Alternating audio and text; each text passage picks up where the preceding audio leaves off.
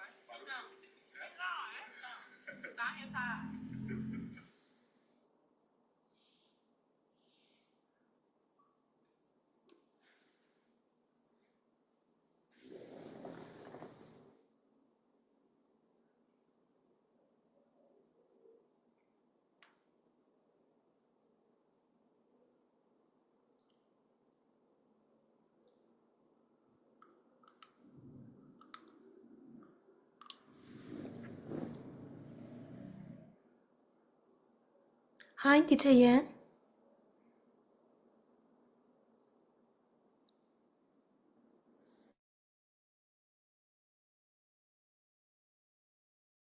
ဟယ်လိုတီချယ်ခင်ဟုတ်ဒီကျဲကြားရတယ်တီချယ်ဝင်လိုက်ထွက်လိုက်ဖြစ်နေရလားလို့အောက်ဒီကျဲစောနောက်တော့ပြန်ထွက်သွားသေးရဲ့လိုင်းနေရလဲစနိုးစီမှာလဲ mobile hotspot နဲ့သုံးနေရတာကျဲကျောင်းက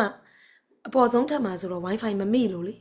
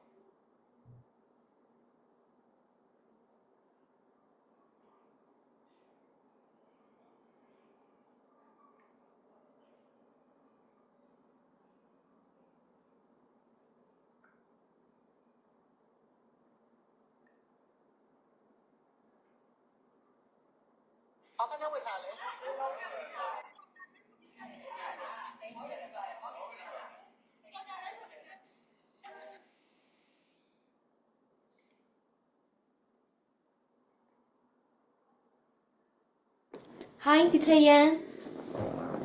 Yan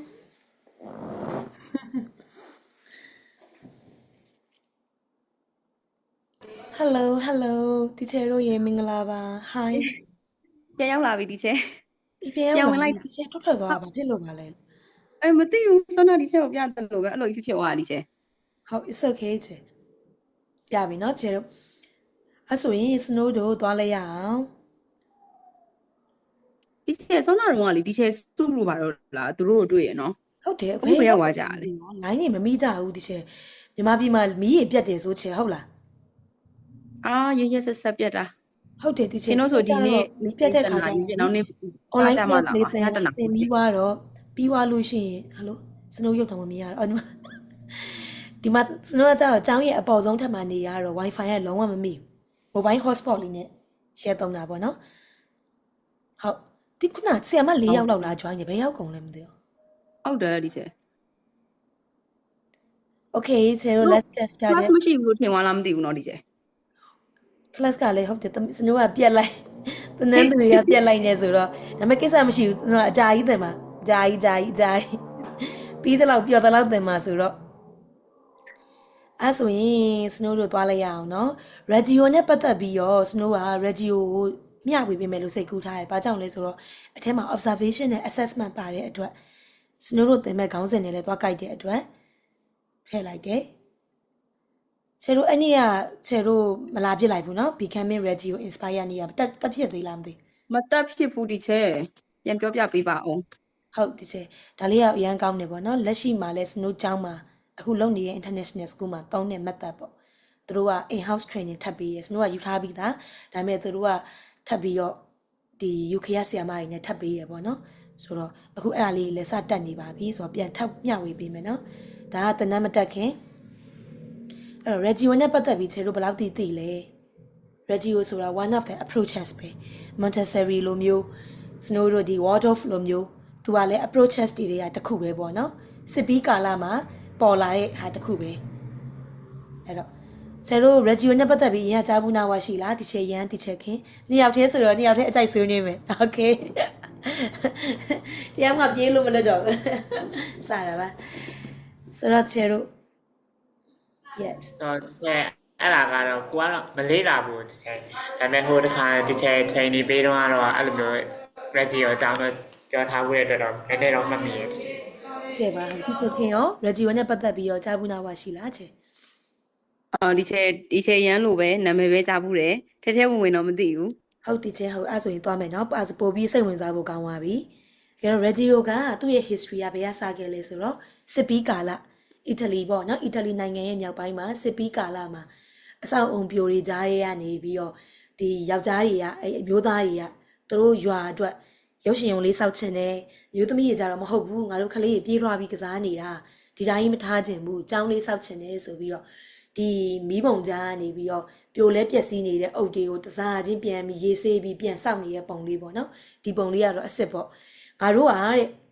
အုံနေရန်တွေကိုတဲ့ဒီကျောင်းတွေတူတူစောက်ခဲ့ကြတယ်တဲ့ယောက်ျားကြီးအမျိုးသမီးတွေနဲ့ပူယောက်ျားလေးတွေအမျိုးသမီးတွေပေါ့နော်အမျိုးသမီးအမျိုးသားတွေပူပေါင်းပြီးတော့စောက်ခဲ့ကြတယ်တဲ့ငါတို့ကလေးတွေအတွက်တဲ့တခုခုအသက်ပေါ့နော် something new something different ပေးတဲ့အတွက်ငါတို့စောက်ခဲ့ကြတယ်တဲ့ဒါကသူတို့စခဲ့တဲ့ history လေးပေါ့နော်သူက Villa Shella ဆိုတဲ့ရွာလေးမှာစခဲ့တာစစ်ပီးကာလသူ့နာမည်က Reggio Emilia ဆိုတဲ့မြို့အဲ့မြို့မှာစခဲ့တယ်အဲ့မြို့ကအဲ့ရွာလေးမှာစခဲ့တဲ့အတွက်နာမည်က Reggio ဆိုပြီးတော့အစပြုတာပေါ့နော်အခုလက်ရှိလည်းအဲ့မြို့လေးကရှိသေးရဲ့အီတလီနိုင်ငံမှာ Reggio လို့ရှယ်လို့ရှာကြည့်လိုက်အဲ့မြို့လေးရှိသေးတယ်သူက Loris Malaguzzi ဆိုတဲ့ဒီ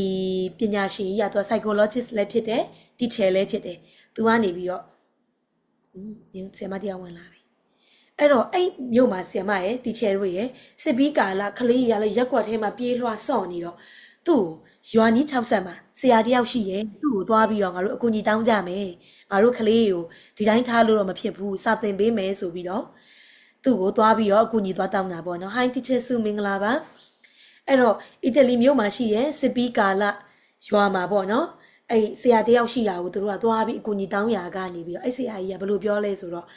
သူကဘယ်လောက်ထိ humble ဖြစ်လဲဆိုတော့ဒီ Reggie ဒီ Loris Malaguchi ကဟုတ်ပြီငါကတော့အရန်အကျွမ်းကြီးတော့မဟုတ်ဘူးဒါပေမဲ့ငါကိုယ်တိုင်လည်းသင်ယူမယ်ကလေးတွေကိုလည်းသင်ပေးမယ်ကလေးတွေစီကတစ်ဆက်ငါလည်းပြန်သင်ယူပြီးတော့သူတို့ကိုဘယ်လိုသင်ရမလဲဆိုတာငါကြည့်လုပ်ပေးမယ်ဆိုပြီးတော့သူကစကားကိုအကုန်မပြောဘဲနဲ့ဒီလိုပြောခဲ့တယ်ပေါ့နော်ပြောချင်တဲ့သဘောတရားကအဲ့ခါတွေကဆရာကြီးက psychologist ဆိုတော့ psycho ကလေး child psycho နဲ့ပတ်သက်ပြီးဘယ်လောက်သိလဲဆိုတော့ကလေးဆိုတာကိုယ်ကပဲသင်ပေးရမှာမဟုတ်ဘူးသူတို့ပါသူတို့နည်းနဲ့သူတို့သင်ယူနိုင်စွမ်းရှိတယ် full of capacity potential ရှိတယ်ဆိုတာကိုဆရာကြီးကအဲ့တုန်းကသိရဲ့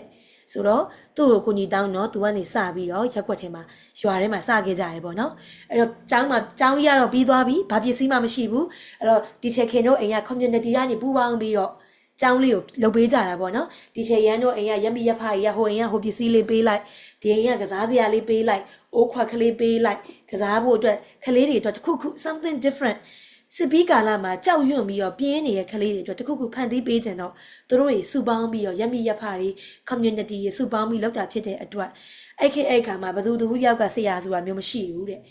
community base ပေါ့နော် Reggio Emilia approach ကတော့အလွယ်ကူဆုံးရှင်းပြရရင်လူတိုင်းမှာတာဝန်ရှိတဲ့ community base approach ပေါ့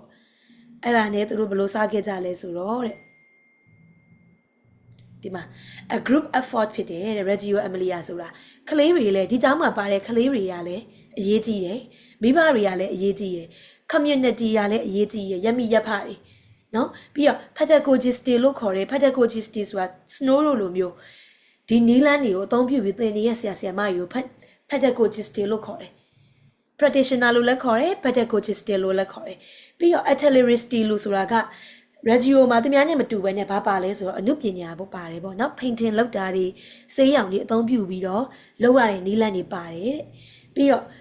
ဒီ cook စဖို့မှုတွေကအစစဖို့မှုဆိုတာကလေးတွေကိုချက်ပြုတ်ကျွေးရတဲ့တာဝန်ယူရတဲ့သူတွေကအစဒီကျောင်းမှာအရေးကြီးပါတယ်တဲ့ပြီးတော့ janitor လို့ခေါ်တဲ့တန်ရှင်းရေးပိုင်းတာဝန်ယူရတဲ့သူတွေကအစကလေးတွေနဲ့အတူတူနေတဲ့ဘယ်သူမဆိုgroup like အရေးကြီးပါရဲ့လို့ပြောချင်တာပေါ့နော်ဒါက Reggio Emilia လို့ပြောလိုက်လို့ရှိရင် group effort ကိုသိထားရမယ် snow တို့ကပြီးတော့ Reggio Emilia မှာအဓိကသွားတာက six fundamental principle စင်မြင့်စည်းကမ်းကြီးအခြေခံအုတ်မြစ်ကြတဲ့6ခုရှိရဲ့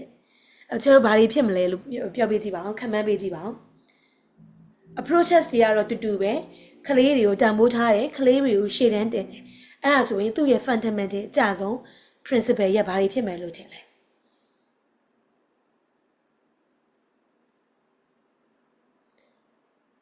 အဲ့တော့ teacher တို့အားလုံးက play based learning သွားခြင်းနဲ့မူကြိုကျောင်းဖွင့်ခြင်းနဲ့ဆိုရင်ဒီနီးလန်း6ခုလုံးကိုသိထားမှရမယ်ပေါ့နော်ဒါတွေကတော့ဒီအနောက်နိုင်ငံတွေမှာ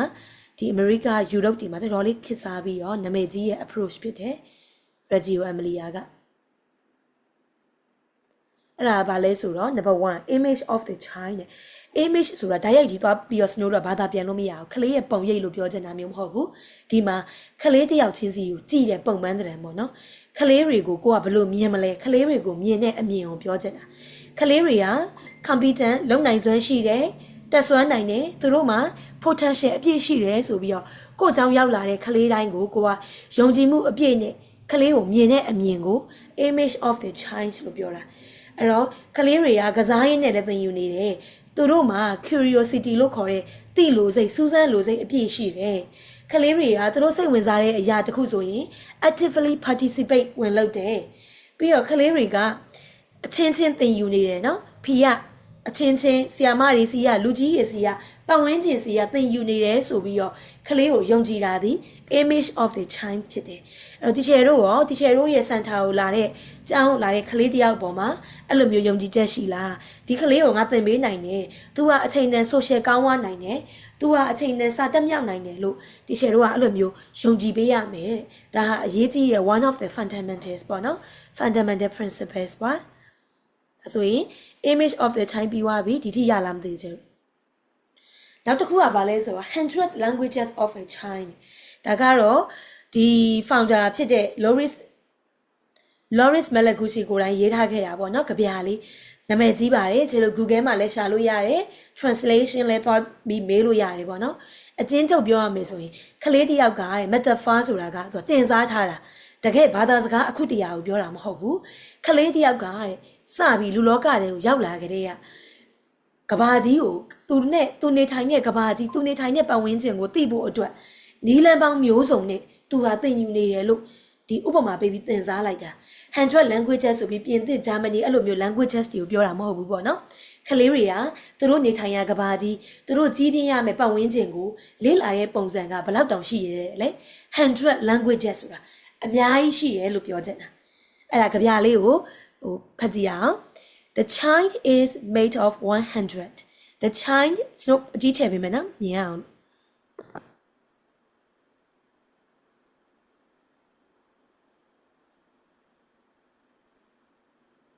Oh my god ကျုံမြင်ရလား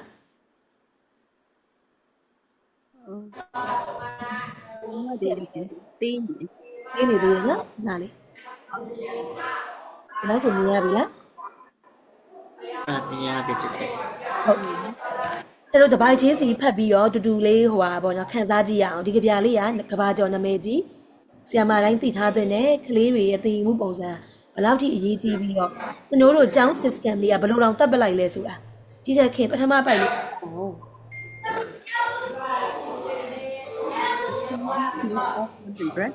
The child has 100 languages,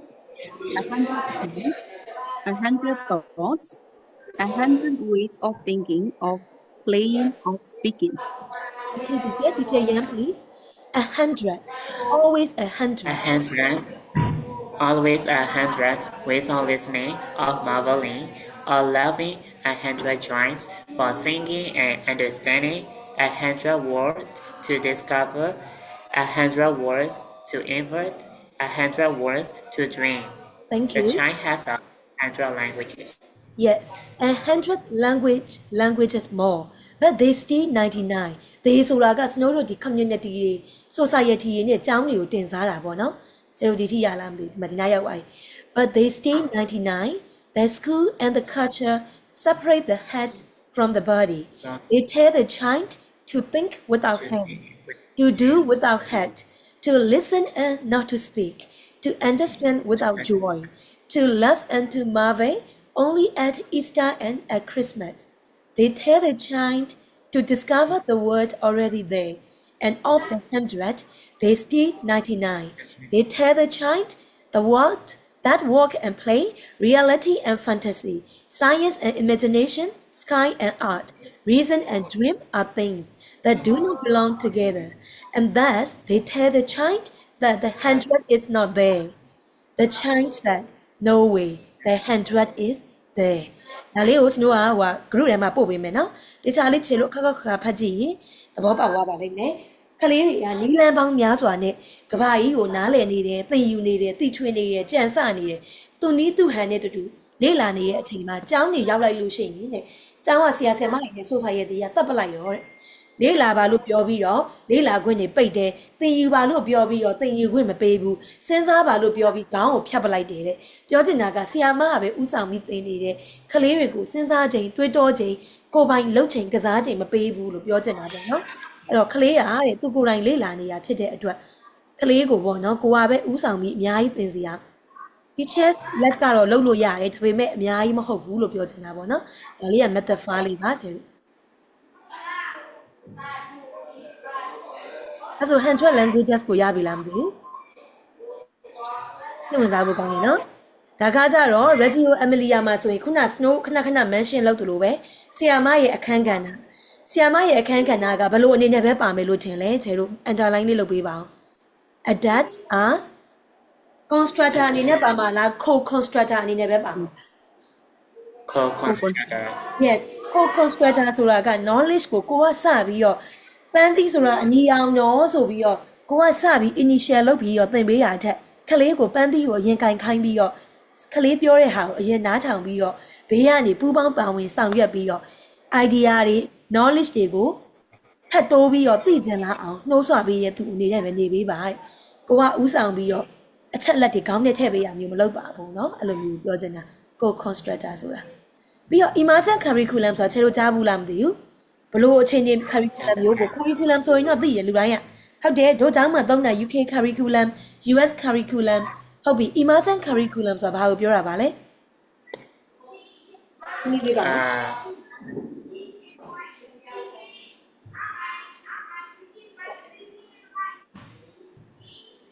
yes ဘယ်လို curriculum မျိုးอ่ะ emergent curriculum ပါလဲတောင်းတော့တယ်တော့ကြည့်ရတယ်အေးပေါ့ဆဲဟို emergent writing နဲ့တူတူပဲမလားဒီစဲ emergent အဓိပ္ပာယ်လေ emergent ရဲ့အဓိပ္ပာယ်ကပေါ်ထွက်လာတယ်အရေးပေါ်ဟုတ်တယ်ဒါပေမဲ့ဒီမှာ emergent curriculum ဆိုတော့ဘယ်လိုမျိုးပြောချင်တာလဲဘယ်လို sense ရလဲချင်းဒီ curriculum ကလူတိုင်းမသုံးနိုင်ဘူးပေါ့နော်တကယ်ကိုဝါရင်ဒီ pre မဟုတ် pre plan မဟုတ်ဖဲနဲ့တခြားဒီကလေးတွေနဲ့ပတ်သက်ပြီးတော့တဘာဝပတ်ဝန်းကျင်ကနေလေ့လာတဲ့ရရှိလာတဲ့ plan ပုံစံမျိုး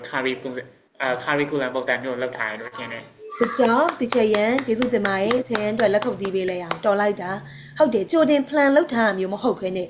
ကိုယ်စာသင်ခန်းထဲမှာရှိရဲ့ကလေးရဲ့စိတ်ဝင်စားမှု based on their interest ကိုမူတည်ပြီးတော့စနိုးတို့တစ်ခါသင်မှုတယ်လေ planning in the moment နဲ့တူတူပဲ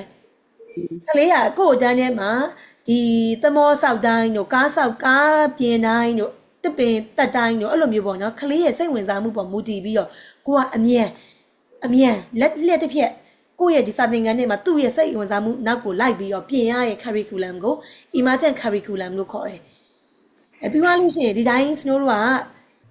ကကလေးကဒီနေ့ဒါသင်နေဆိုရင်မပြီးသွားဘူး။ဘာလုပ်ရသေးလဲ observation ဝင်ရသေးတယ် documentation တွေလုပ်ပေးရသေးတယ်။ observation ဝင်တာကကြတော့ကလေးကဘယ် area နဲ့ပတ်သက်ပြီးတော့ဘယ်လိုမျိုးကစားနေပါတယ်ဘယ်လိုမျိုးဖွံ့ဖြိုးနေပါပြီဒီနေ့မှာတော့တငယ်ချင်းချင်းဘယ်လိုစပြီးစကားတွေပြောနေပါပြီသင်ပြီးရဲ့စကားလုံးတွေပြန်အသုံးချနေပါပြီစသဖြင့် area ခုနှစ်ခုနဲ့ကိုညှိပြီးတော့ observe လုပ်ကြတာပေါ့နော်ပြီးရင် documentation ဆိုတာအချက်လက်တွေကို record လုပ်ကြတာစာနဲ့ရေးတော်၎င်းဓာတ်ပုံရိုက်ပြီးတော်၎င်းမှတ်တမ်းတင်ရတာ documentation လုပ်တာပေါ့အဲ့ချိန်မှာဆရာမကြီးက adapt ဆရာမကြီးက context ကိုကလေးတွေအတွက်ဖန်တီးပေးရမယ် context ဆိုတာကလေးကအကြောင်းရောက်တော့မှတိချက်မင်းလမ်းမှာလေဟိုကမိသက်ကားကြီးတွေ့ခဲ့တယ်သိလားဆိုတော့မှကလေးပြောတဲ့မိသက်ကားပေါ်မူတည်ပြီးတော့ဟုတ်ပြီဒါဆိုရင် fire engine ကဘာရောင်လဲဘဲမနဲ့ဘိန်းပါလဲနောက်ထပ် fire station မှာရောဘယ်သူတွေအလုပ်လုပ်လဲဆိုပြီးတော့သူပြောတဲ့ပေါ်မူတည်ပြီးကိုက context ကိုတိဆောက်ပေးရတာသူ့ရဲ့ interest ပေါ်မူတည်ပြီးတော့ကိုကနောက်ကနေ follow လိုက်ပေးရတာကို create context လို့ပြောတယ်ပေါ့နော်ဟုတ်ပြီအဲ့ချိန်မှာလေဆရာမကြီးတဲ့ question တွေ challenge ဖြစ်စေမဲ့ question တွေကိုမေးပေးရမယ်တခါတလေမမေးဘဲနဲ့ဒီတိုင်းထားလို့ရှင်ဘာဖြစ်သွားမယ်ထင်လဲ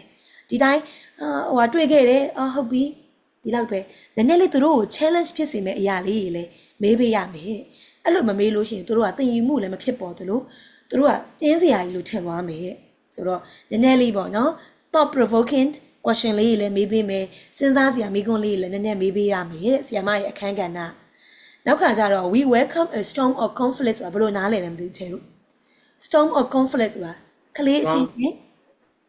ခါရဖြစ်သွားအငင်းပွားတဲ့ဟာတွေပြောတယ်အဲ့ဒါကြီးကိုလည်း welcome လုပ်ရတယ်တစ်ခါတလေမှာဘာကြောင့်လဲဆိုတော့ခါကြရင်ဒီချေတို့ရေကိုရီးယားတော့ကောင်းစေခြင်းနဲ့ behavior ကိုရစေခြင်းစောနဲ့ခင်ရန်စီကအယုတ်ကိုသွားလှုပ်လိုက်တယ်ဟဲ့လားရန်စီကနေပြီးတော့ပြန်ပေးလိုက်ပေး sorry ပြောလိုက်ကိုကနေအရင်ဦးအောင်ဖြည့်ရှင်းပေးရပေါ့နော်သူတို့ကို conflict ဖြစ်ပါစေအောင်သူတို့ဘယ်လိုဖြည့်ရှင်းလဲကြည့်ပါစေအောင်အဲ့တော့ conflict ဖြစ်ဖူးမှဒီ conflict တွေကို resolve လုပ်နေပေါ့နော်ဖြည့်ရှင်းကိုကြီးကိုဟန်နဲ့သူတို့ resolve ဖြည့်ရှင်းတတ်တော့မှသူတို့ဒီနောက်တစ်ခါခင်နဲ့ရန်နဲ့ကြားထဲမှာ relationship ကိုဘယ်လို maintain လုပ်ရမလဲဆိုတာသူတို့ကိုယ်တိုင် experience ယူပြီးသိမှာတဲ့။ဒါမို့ဆိုလို့ရှိရင်ကိုကဂျားရီကနေဝင်ဖြန့်ဖြည့်ပေးလို့ရှိရင်တငယ်ချင်းဆိုတဲ့အနှစ်သာရလည်းပျောက်တယ်။ဒီလိုမျိုးညဝေမစော့ဘဲနဲ့ရန်ဖြစ်လို့ရှိရင်ငါ့ကိုခေါ်မဲ့သူမရှိဘူးကွာ။ငါ့ကိုတရားမှမကြိုက်ကြတော့ဘူး။ခေါ်မဲ့သူမရှိဘူး။ငါကစားရတာအရင်လိုပြောစရာမကောင်းတော့ဘူးဆိုတဲ့ sense တွေလည်းသူတို့ကမရဘူးပေါ့နော်။သူတို့မှအဲ့ face ကိုကြော်ဖြတ်ပြီးသွားတော့မှငါသူ့စီကအယုတ်သွားလို့ရင်တငယ်ချင်းကမကြိုက်ဘူးဟုတ်ပြီဒီလိုစကားများရန်ဖြစ်တာဟာမကောင်းဘူးဆိုတဲ့ experience ကိုအရင်ရအောင်လို့သူတို့ကဘယ်လိုဖြည့်ရှင်းလဲဆိုတာကိုအရင်ကြီးကျယ်မဟုတ်ဘူးဆိုရင် welcome လုပ်ပေးပါတယ်တဲ့ဒီညီမတို့ရဲ့ဒီ Regio Emily ရဲ့ classroom တွေမှာအဲ့ conflict ကိုအရင်ကြီးဝါမဟုတ်ဘူးဆိုလို့ရှိရင်ဖြစ်ကလေးတွေကိုယ့်ဘာကိုဖြည့်ရှင်းတတ်အောင် logic ပေါ့နော် logic ကြဖြည့်ရှင်းတတ်အောင်ဘယ်လို problem solving လုပ်မလဲဆိုတာကို welcome လုပ်ပါတယ်အဲ့ဒါ teacher ရဲ့အခန်းကဏ္ဍပေါ့နော် Regio Emilia မှာဆိုရင်ဒီထိရလားမသိဘူးချေလို့ teacher ရဲ့အခန်းကဏ္ဍကအပြည့်အဝမဦးဆောင်ဘူး ကို constructor အနေနဲ့ပဲရှိနေမယ်ပြီးရင်အရေးပေါ် curriculum ကိုကလေးရဲ့ interest ပေါ်မူတည်ပြီးတော့ပုံပေးမယ်ကြိုတင် plan ထားတာမျိုးလုံးဝမရှိပါဘူးပြီးတော့ teacher ခင်မေးတဲ့ learning corners တွေကိုတတိပုဂ္ဂလထားတာမျိုးတွေမရှိပါဘူးစာသင်ခန်းထဲမှာစာအုပ်စင်လေးရှိမယ်ကစားစရာလေးတွေရှိမယ်သူတို့ project based learning ဖြစ်တဲ့အတွက်ဟိုသူတို့စော့စရာဘလော့တုံးလေးတွေကော်တွေဟိုပေါ့နော်အိုးခွက်ပကံအဲ့ဒါလေးတွေပဲထားပေးထားတယ်ကလေးတွေက learning corners နဲ့သတ်မှတ်လိုက်လို့ရှင်ဘာဖြစ်လဲဆိုတော့ဒီမှာ7မိနစ်လောက်ပြပြဝမစော့ရသေးဘူးနောက်ထပ် corner တစ်ခုကိုပြောင်းရမှာလားအဲ့လိုဖြစ်တယ်ပေါ့ဆိုတော့ကလေးတွေကိုရင်းနှီးမှုပေါ့နော်သူတို့စော့တဲ့ပစ္စည်းတွေနဲ့သူတို့ကြားထဲမှာ relationship ကိုလည်းတိဆောက်ခိုင်းပါတယ်တဲ့ဒီ Regio Amelia approach မှာသူတို့ကင်တွယ်ပြီးစော့လိုက်တဲ့အရာတိုင်းနဲ့သူတို့ကြားထဲမှာ relationship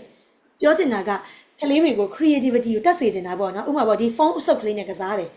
ဒီဖုန်းအဆုပ်ကလေးပေါ်မှာကလေးက potential ရှိရဆိုတာသိရမယ်ငါဒီဖုန်းအဆုပ်ကလေးနဲ့ကစားရင်ဒါလေးကအိမ်ပုံစံလည်းဖြစ်နိုင်တယ်ငါကိုယ်တိုင်ဖုန်းလိုလည်းစော့လို့ရတယ်ဒါပေါ့နော်အဲ့လိုမျိုးပေါ့နော်တခုခုအနေနဲ့ပြောင်းလဲလို့ရတယ်ဆိုတော့အယုတ်ပေါ်မှာကလေးက potential ဒီအယုတ်ကိုတိုင်စော့ပြီးတော့ဒီအယုတ်ကနေနောက်တစ်ဆင့်ပြောင်းနိုင်နေဆိုတော့စိတ်ကိုရစေချင်တာ Regio Amelia မှာတွေ့ရတယ်ပေါ့နော်အဲဒါကြောင့်ကစားတဲ့အယုတ်တွေပေါ်မှာလည်းကလေးနဲ့ကြားထဲမှာ relationship တွေသူတို့ကခဏခဏပြောင်းတာမျိုးကြီးမလုပ်ဘူး2လ3လကြာမှပြောင်းတယ်ဘာကြောင့်လဲဆိုတော့ဒီအယုတ်ကိုထက်ခါတလဲနဲ့စော့ပြီးတော့ဒီအယုတ်ကနေပြီးနောက်ထပ်ဘယ်လိုမျိုးဆင့်ပွား creativity ကောင်းကောင်းနဲ့ထပ်ပြီးတော့စော့နိုင်မလဲဆိုတာကလေးတွေကိုအခွင့်အရေးပေးပါတယ်တဲ့ဒီထိရလားမသိဘူးရပါတယ်တစ်ခုလောက်မေးချင်တယ်ရှင်ဟုတ်ကဲ့ teacher ဟုတ်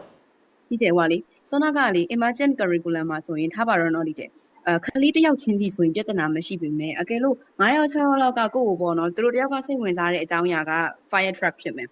်နောက်တစ်ယောက်ကကျတော့သူကြုံခဲ့တဲ့အတွေ့အကြုံကဥမာသူဒီနေ့မနက်စာစားခဲ့တဲ့အကြောင်းအရာကိုသူလာပြောပြတာဖြစ်မယ်ပေါ့နော်ဒီတော့ဟိုplanning in a moment ဆိုတဲ့ဟာမျိုးနဲ့တွားတဲ့အချိန်မှာအဲ့ဆိုရင်ဘယ်ကလေးကိုဘယ်လိုပြောရမလဲဒီကျဲဘယ်ဟာကိုဦးစားပေးပြီးတော့တင်ဖို့အတွက်ပြင်ဆင်ရမှာလဲပေါ့နော်ဟိုတယောက်ကဟုတ်တယ်တယောက်ကဒီဟာပြောရင်ဆိုရင်လေကင်းတို့ဘယ် topic ကိုအရင်ဆုံးစကန်ရမလဲပေါ့နော်ဟုတ် snow လည်းအဲ့မေကွန်းကိုတန်းတန်းမှာမေးဘူးရပေါ့နော်အဲ့ဆီယမနဲ့တက်တော့မေးဘူးတဲ့ခါကျတော့လေသူတို့မှာအဲ့လိုမျိုး finishing goal ဆိုတာမရှိဘူးတဲ့ဒီနေ့မှာဘာ topic ပြီးရမယ်ဘာညာမျိုးဆိုတာမရှိဘူးအဲ့လိုမျိုးတယောက်ထက်ပိုတဲ့နှစ်ယောက်ထက်ပိုတဲ့ဒီခေါင်းစဉ်တွေဖြစ်နိုင်တယ်အဲ့ဒါကြီးအကုန်လုံးစာခေတ်တိုင်းမှာအကုန်ဆွေးနွေးကြတယ်ဆွေးနွေးပြီးနောက်ဆုံးမှာကလေးတွေကမဲအများဆုံးဘယ် topic ကိုသူတို့ပိုအားတာတွေ့ရလဲဥမာခင်ကလည်းမနက်ပိုင်းသူခင်ဆော့ခဲ့တဲ့အယုတ်ကလေးအကြောင်းပြောမယ်တီချာရန်ကလည်းလမ်းမှာ fire truck ကြီးတွေ့ခဲ့တဲ့အကြောင်းပြောမယ်အဲ့ဒါကြီးအားလုံးကိုဆီယာမရဲ့ဒီဖြစ်ထွန်းညံပေါ့နော်ကစားတဲ့ပုံဆီယာမရဲ့ဒီဘယ်လိုပြောမလဲကင်တွယ်ပုံမူတည်ပြီးတော့ဒီဇလန်းလေးဖန်တီးလိုက်တာမျိုး topic လေးရောပြီးတော့ပေါင်းပြီးတော့တခုခုကိုပေါ့နော်ဆော့ပေးလိုက်တာမျိုးအဲ့မှာကလေးတွေကဘယ် topic ကိုပို့ပြီးတော့သူတို့ရဲ့နောက်ဆုံးမှာဘယ်ဟာကိုသွားပြီးတော့အားတာနေမလဲကလေးတွေကသူတို့ရဲ့ interest တွေ fire truck မှာပဲ remain ကပို့ပြီးအားကြီးနေတာလားဒီမနက်စာနဲ့ပတ်သက်တဲ့အစားအသောက်တွေပေါ်မှာပဲသွားဆော့နေရလားအဲ့လိုအခါမျိုးဆိုလို့ရှိရင်လေကလေးတွေကိုကအုပ်စုပြန်ခွဲလို့ရတယ်လေ activity 2မျိုးလောက်ခွဲပြီးတော့ဟုတ်ပြီမိမိကဟင်းချက်ချင်တာလားဒါဆိုရင် you can go and cook ဒီမှာဟင်းချက်တဲ့ပစ္စည်းလေးရှိတယ်ဘယ်အစားအသောက်နဲ့စားခဲ့ရလဲဘာဟင်းတွေချက်ခဲ့ရလဲဆိုပြီးတော့အဲ့လိုမျိုး learning opportunities တွေဖန်တီးပေးလို့ရတယ်ဒီဘက်က fire engine စောက်ချင်တဲ့တစ်ဖွဲ့ကိုကြတော့လေဒီလိုမျိုးဒီပစ္စည်းလေးတွေနဲ့ကိုကဒီမှာဘလော့တုံးလေးတွေရှိတယ် fire engine မှာကားဘိန်းရဘယ်နှဘိန်းလိုတာလဲဒါတို့နောက်ထပ်ဘာစောက်ချင်တာလဲဘာပစ္စည်းတွေလိုအောင်မလဲဆိုပြီးတော့အရာရာသူတို့ကိုပဲမေးပြီးတော့သူတို့နဲ့မှတစ်စင်ပူပေါင်း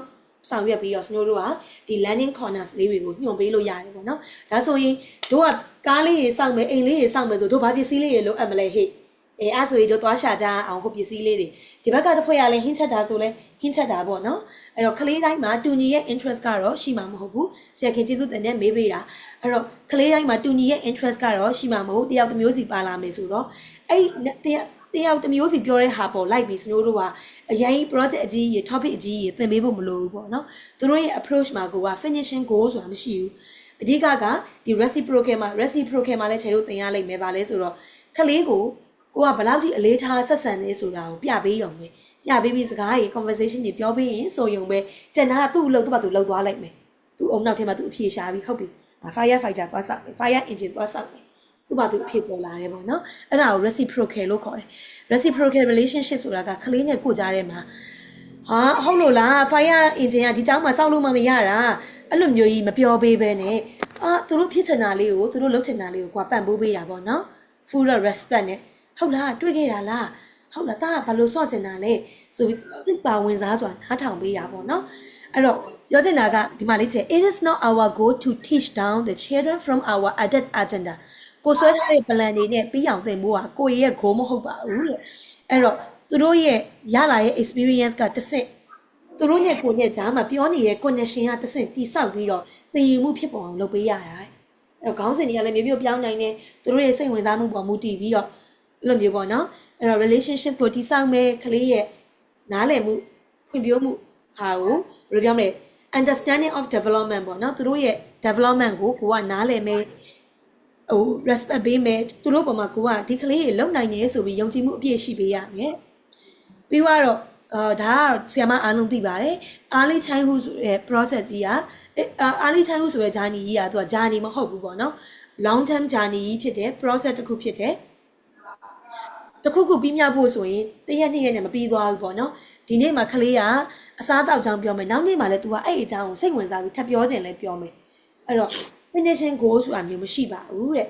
ကိုနဲ့ကလေးကြားထဲမှာရှိရဲ့ connection ပေါ်မူတည်ပြီးတော့သင်ယူမှုတွေတစ်နေ့တစ်နေ့ဖြစ်ပေါ်အောင်လို့တစ်လုံးမဲ့တည်နှလုံးမဲ့တည်သင်ပေးရမှာဒီဆီယမကြီးရဲ့အလုပ်ပေါ့နော်အဲ့ဒါကို reciprocal relationship လို့ပြောပါတယ်ဒီချင်းဆီယမကိုရလားမသိဘူးဟုတ်တယ်ကျွန်တော်တို့ဒီ approach မှာဆိုရင်အဓိကဆွေးနွေးတာကြီးအတကုံလုပ်တယ်နားထောင်ပေးရတယ်ပေါ့နော်အဲ့တော့ listening to children and to the interaction of children of utmost importance ဆိုတာအရေးကြီးဆုံးပဲလို့ပြောချင်တာနားထောင်တာပုံမှန်ဆိုကျွန်တော်တို့ဆိုရင်နားလေးနဲ့နားထောင်ပြီးွားပြီအဲ့လိုမျိုးမဟုတ်ဘူးတဲ့နားထောင်နေရင်းနဲ့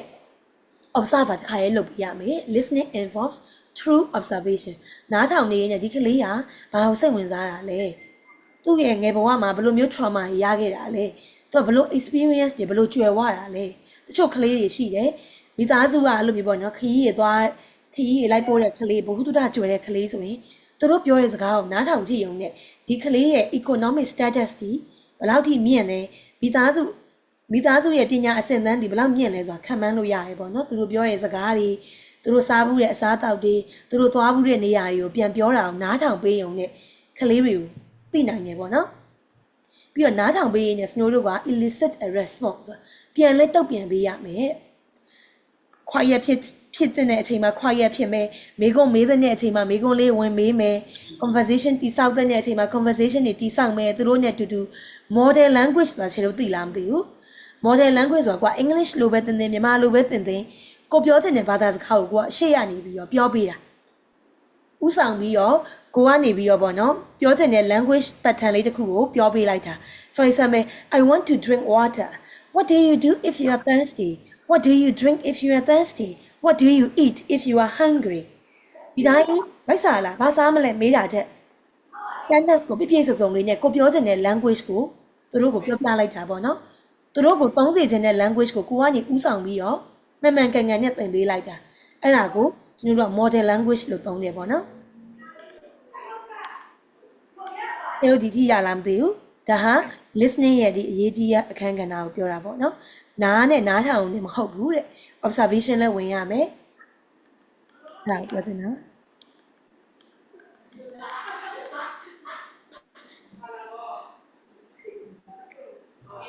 အဲ့ဆိုရင်နောက်ထပ်ဖတ်တဲ့ကိုကြီးတစ်ခုကဘာဖြစ်မယ်ထင်လဲဒါကအရေးကြီးဆုံးပဲပေါ့ဒီချေခင်တို့လည်းခဏခဏမေးတယ်ပတ်ဝန်းကျင်မှာဘယ်လိုမျိုးရုပ်ကလေးတွေထားပေးရမလဲ learning corners မှာကလေးတွေသင်ယူမှုဖြစ်ပေါ်အောင်လို့ဟုတ်တယ် Reggio Emilia မှာဆိုရင် environment ကိုတတိယတီချင်တတိယမြောက်ဆီယာမလို့အောင်တင်စားတယ်ဒါဆိုပထမတီချယ်ကဘာတူလဲကလေးတွေနဲ့အနီးကပ်ဆုံးနေရတာကမိပါလေမိပါလက်ဦးစရာမြေထိုက်စရာမိပါပြီး second teacher ကတို့စနိုးတို့တွေပေါ့နော်စနိုးတို့တွေရဲ့ second teacher ပြီး environment က third teacher ဆိုတော့ပြောချင်တာကလေးတွေကိုသင်ယူပါလေ့လာပါလို့ပြောပြီးတော့ဘာမှမရှိတဲ့ဟာလာဟင်းလင်းရဲ့မှာဆိုလဲကလေးတွေကသင်ယူမှုဖြစ်ပေါ်ပါအောင်မလားမဖြစ်ပေါ်ဘူးပေါ့နော်အရင်ကြီးပြုံပြီးများနေလို့ရှိရင်လည်းသူတို့က over stimulation ဖြစ်တယ်အဲ့တော့ရိုးရှင်းသောခမ်းဖြစ်သောပတ်ဝန်းကျင်လေးတခုဖန်တီးပေးရမယ်ခမ်းဖြစ်တယ်ဆိုတာခြေလို့ Finland နိုင်ငံရဲ့ classroom တွေကိုကြည့်လိုက်မယ်ဆိုရင်စာသင်ခန်းထဲမှာအဲ့လိုမျိုး too bright color တွေအောင်မရှိဘူးပြောင်ရှင်းပြီးတော့တသားနဲ့လှုပ်ထားသောသဘာဝ beige ပေါ့နော်အုတ်နေရန်လေးရစားအဲ့လိုအရောင်လေးသ သားရောင်လေးတွေနဲ့နှီးလေးတွေနဲ့ရိုးရှင်းသောခမ်းမင်းဖြစ်တဲ့ပတ်ဝန်းကျင်ကိုပဲဖန်တီးပေးထားတယ်။ဘာကြောင့်လဲဆိုတော့ပတ်ဝန်းကျင်ကအရန်ကြီး environment ကအရန်ကြီး noise ဖြစ် noise ဆိုတာစူညံတန်ကိုပြောတာမဟုတ်ဘူး။ color တွေနဲ့ရှုပ်ချက်ခတ်ပြီးတော့ဟို poster တွေ color တွေနဲ့အရန်ကြီးရှုပ်ချက်ခတ်ပြီးတော့ stimulation များလို့ရှိရင်ကလေးကသိမ်မှုဖြစ်ပေါ်မှာဘူး။ကလေးကအရန်ကြီး hyper ဖြစ်တယ်ပေါ့နော်။အုံနောက်ကခမ်းမဖြစ်တဲ့အချိန်မှာသိမ်မှုဖြစ်ပေါ်နိုင်ဘူးတဲ့အုံနောက်က relax ဖြစ်တဲ့အချိန်မှာပဲသိမ်မှုတွေဒီဖြစ်ပေါ်နိုင်ပြီးတော့စူးစမ်းလေ့လာမှုတွေအုံနောက်ရဲ့ development ကဖွံ့ဖြိုးပါတယ်အဲ့တော့ကျွန်တော်တို့က environment ပြင်တဲ့နေရာမှာလည်းအရင်ရေးကြည့်ရယ်ကလေးတွေကိုတဲ့ဒီမှာ focus on the materials ရွေးချယ်တဲ့ materials တွေကအရင်ရေးကြည့်ပါတယ် space တကြယ်လေးထားရမယ်ပြီးမှလို့ရှိရင်ကျွန်တော်တို့ကဒီတိုင်းဟိုပေါ့နော်ဟို ready made အရုပ်တွေထားတာထက်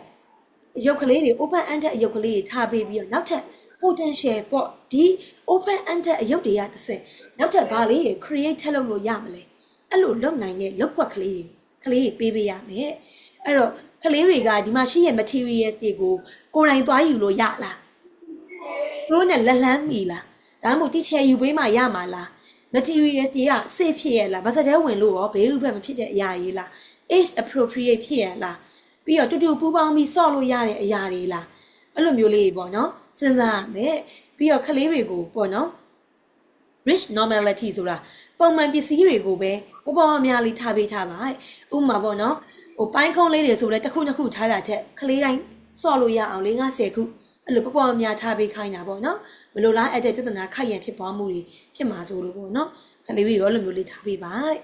ပြီးတော့ထားတဲ့ပစ္စည်းကြီးရတယ် sensory multi sensory ဖြစ်ကြမယ်သူတို့ကင်တွယ်ပြီးဆော့တဲ့ဟာတွေပေါ့နော် connection တိစောက်ကမယ်ဒီမှာလေးချေတို့ the space environment ကကလေးတွေနဲ့သူတို့ကြားထဲမှာ connection တိစောက်ဖို့ပါဒီနေရာလေးကိုရောက်ပြီဆိုတာနဲ့ဒီနေရာလေးကနှွေးထွေးနေရမယ်ဒါငါတို့အကြောင်းငါတို့ပိုင်တဲ့နေရာငါတို့ဘလောက်ဆော့ဆော့နှွေးထွေးတဲ့နေရာလေးဘေးဥပ္ပမဖြစ်တဲ့နေရာလေး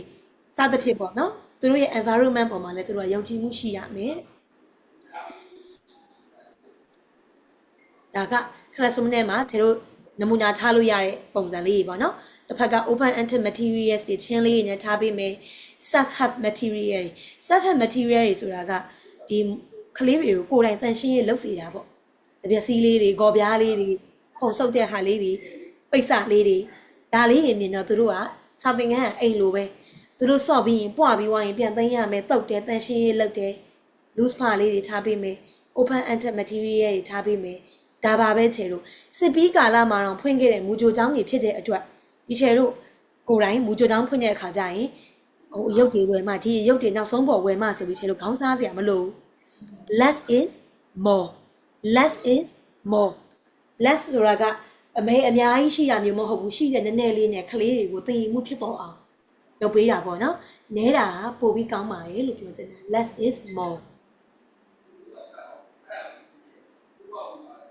အစနိုးရန်ကုန်မှာဖွင့်နေမှာပေါ့နော်ဒီလိုလေးပဲရိုးရိုးရှင်းရှင်းလေးပဲနေရာကြဲကြဲလေးပေးစော်ထားတယ်အယုတ်တွေကိုလက်လန်းမီရဲ့နေရာမှာထားတယ်သပင်လေးတွေရှိတယ်နီးလေးတွေခင်းထားတယ်ဖြာလေးတွေနဲ့တကယ်ဟိုအချေလက်ထိုးအိပ်ပလိုက်ဖြာလေးတွေခင်းထားပေးတယ်အဲ့လိုမျိုးပေါ့နော်အရာရာလက်လန်းမီရဲ့နေရာမှာထားတယ်လိုလေးများစားရရှိဒါပဲကျောင်းတစ်ကျောင်းလုံးစားဒါပဲ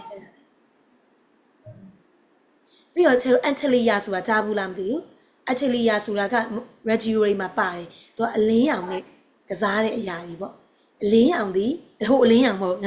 အလင်းရောင်သည်ကလေးတွေအတွက်စူးစမ်းလေ့လာမှုကိုပေးတယ်ကျတို့ shadow လေးနေစော်တဲ့ကလေးမြင်ဘူးလိုက်မယ်နေရံမှာနေကြက်လားဘယ်လိုခေါ်လဲအေပြောက်ထိုးလို့နေရံမှာအလင်းကွက်ကလေးမြင်လို့တန်တော်လိုက်ကြည့်နေတဲ့ကလေးလေးကျတို့မြင်ဘူးလိုက်မယ်အဲ့လိုမျိုးပေါ့နော်အလင်းရောင်အောက်ရောက်လို့ရှိရင်အရာဝတ္ထုလေးတွေကပြောင်းလဲတယ်တောက်ပါတယ်အဲ့ဒါကြီးအကုန်လုံးကလေးတွေနဲ့ထိတွေ့ပြီးတော့ကစားခိုင်းနေပေါ့နော်အဲ့ဒါကိုအထလီယာလို့ခေါ်တယ်အထလီယာကိုမလို့ဘာသာပြန်ရရင်တော့အနုပညာခန်းမကြီးလို့ပြခန်းကြီးလို့ပဲအဲ့ထဲမှာကလေးတွေကစေးရောင်စုံတွေနဲ့ဆော့လို့ရတယ်ဖန်ပလင်းတွေရှိတယ်ပရိုဂျက်တာတွေရှိမယ်မီးသီးလေးတွေရှိမယ်စနိုးဆိုအကြောင်းမှာဗာထားပေးထားလဲဆိုတော့ဒီလေး light table လေးထားပေးထားတယ် light table ဆိုတာအခန်းဒီမှောင်တဲ့ table အဲ့လိုမျိုး table ကြီးဟိုခရဟိုလူသေးထဲ့တယ်လေးဘယ်လိုခေါ်လဲအဲ့လိုမျိုးအကောင်းကြီးလိုမျိုးအကြီးထဲမှာအမှောင်ချထားပြီးတော့အထဲမှာဓာတ်မီးလေးထည့်ထားပေးတယ်အဲ့မှာကလေးတွေကအဲ့ပေါ်မှာတင်ပြီးတော့ပစ္စည်းလေးတွေတင်ပြီးတော့စော်ကြတယ်သူတို့ပဝါလေးတွေတင်တယ်ပ ဘဝဒီတိုင်းနေဒီအယောင်အလင်းအမှောင်ထဲကအလင်းရောင်ပေါ်ရောက်လို့ရှိရင်ကြည့်ရတဲ့အယောင်ကတစ်မျိုးလေးဆိုတော့အလင်းထဲမှာမြင်ရတဲ့အရာဝတ္ထုတွေရဲ့အယောင်အလင်းနဲ့ပတ်သက်ပြီးတော့သူတို့ပေါ့နော်စူးစမ်းခြင်းစိတ်ဖြစ်ပေါ်အောင်သိမှုဖြစ်ပေါ်အောင်လုပ်ပေးတာဒီအထလီယာလို့ခေါ်တယ်ပေါ့အထလီယာမှာထားပေးလို့ရတဲ့ပစ္စည်းတွေက sensory ရဲ့ base ဒါလေးတွေဆိုစနိုးလို့ဆိုမဝဲနိုင်ဘူးအဲ့တော့ဘာပဲလုပ်ပေးလဲဆိုရင်စနိုးဆိုရင်စက်ပြာဟိုကလေးတွေဘေးဥပွဲမဖြစ်တဲ့စုပ်စက်ပြာစုပ်လေးတွေဘလော့တုံးလေးတွေနဲ့ကော်လေးတွေထားပေးထားတယ်ဒါအထလီယာပေါ့နော်အထလီယာမှာဆိုချဲတို့ဘာရှိလဲဆိုတော့အလင်းရောင်လေးတွေဖြော်လေးတွေကစားပေးထားတယ်ပြီး CD ချက်လေ CD ပြားချက်ကလေးတွေအဲ့ဒါလေးတွေထားပေးထားတယ် projector ဝယ်နိုင်ရင်ဝယ် projector မရှိလို့ရှိရင်လည်းခုန handmade DIY ပေါ့ light တွေပဲလေးထားပေးလို့ရတယ်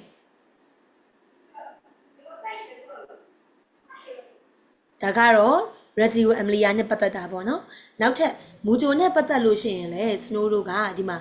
ဒီ schema ဆိုတာကသိထားတဲ့ schema နဲ့ပတ်သက်ပြီးဆရာမကြီးကသိထားပြီးကျွမ်းကျင်ပြီးတော့ schema နဲ့ပတ်သက်ပြီးတော့ဆရာမကြီးကကလေးတွေကဒီတိုင်းနေတာမဟုတ်ဘူး schematic ကလေးတွေကစားနေတာဆိုပြီးယုံကြည်မှမိဘကြီးကိုလည်းကိုကယုံကြည်ချက်ရှိရှိနဲ့ရှင်းပြနိုင်မှာမိဘကြီးကတော့မြင်မယ်လေဆရာမဒါဘာလုပ်နေရလဲပလင်းတွေထပ်နေရမှာအယုတ်တွေထပ်ပြီးစော့နေတာ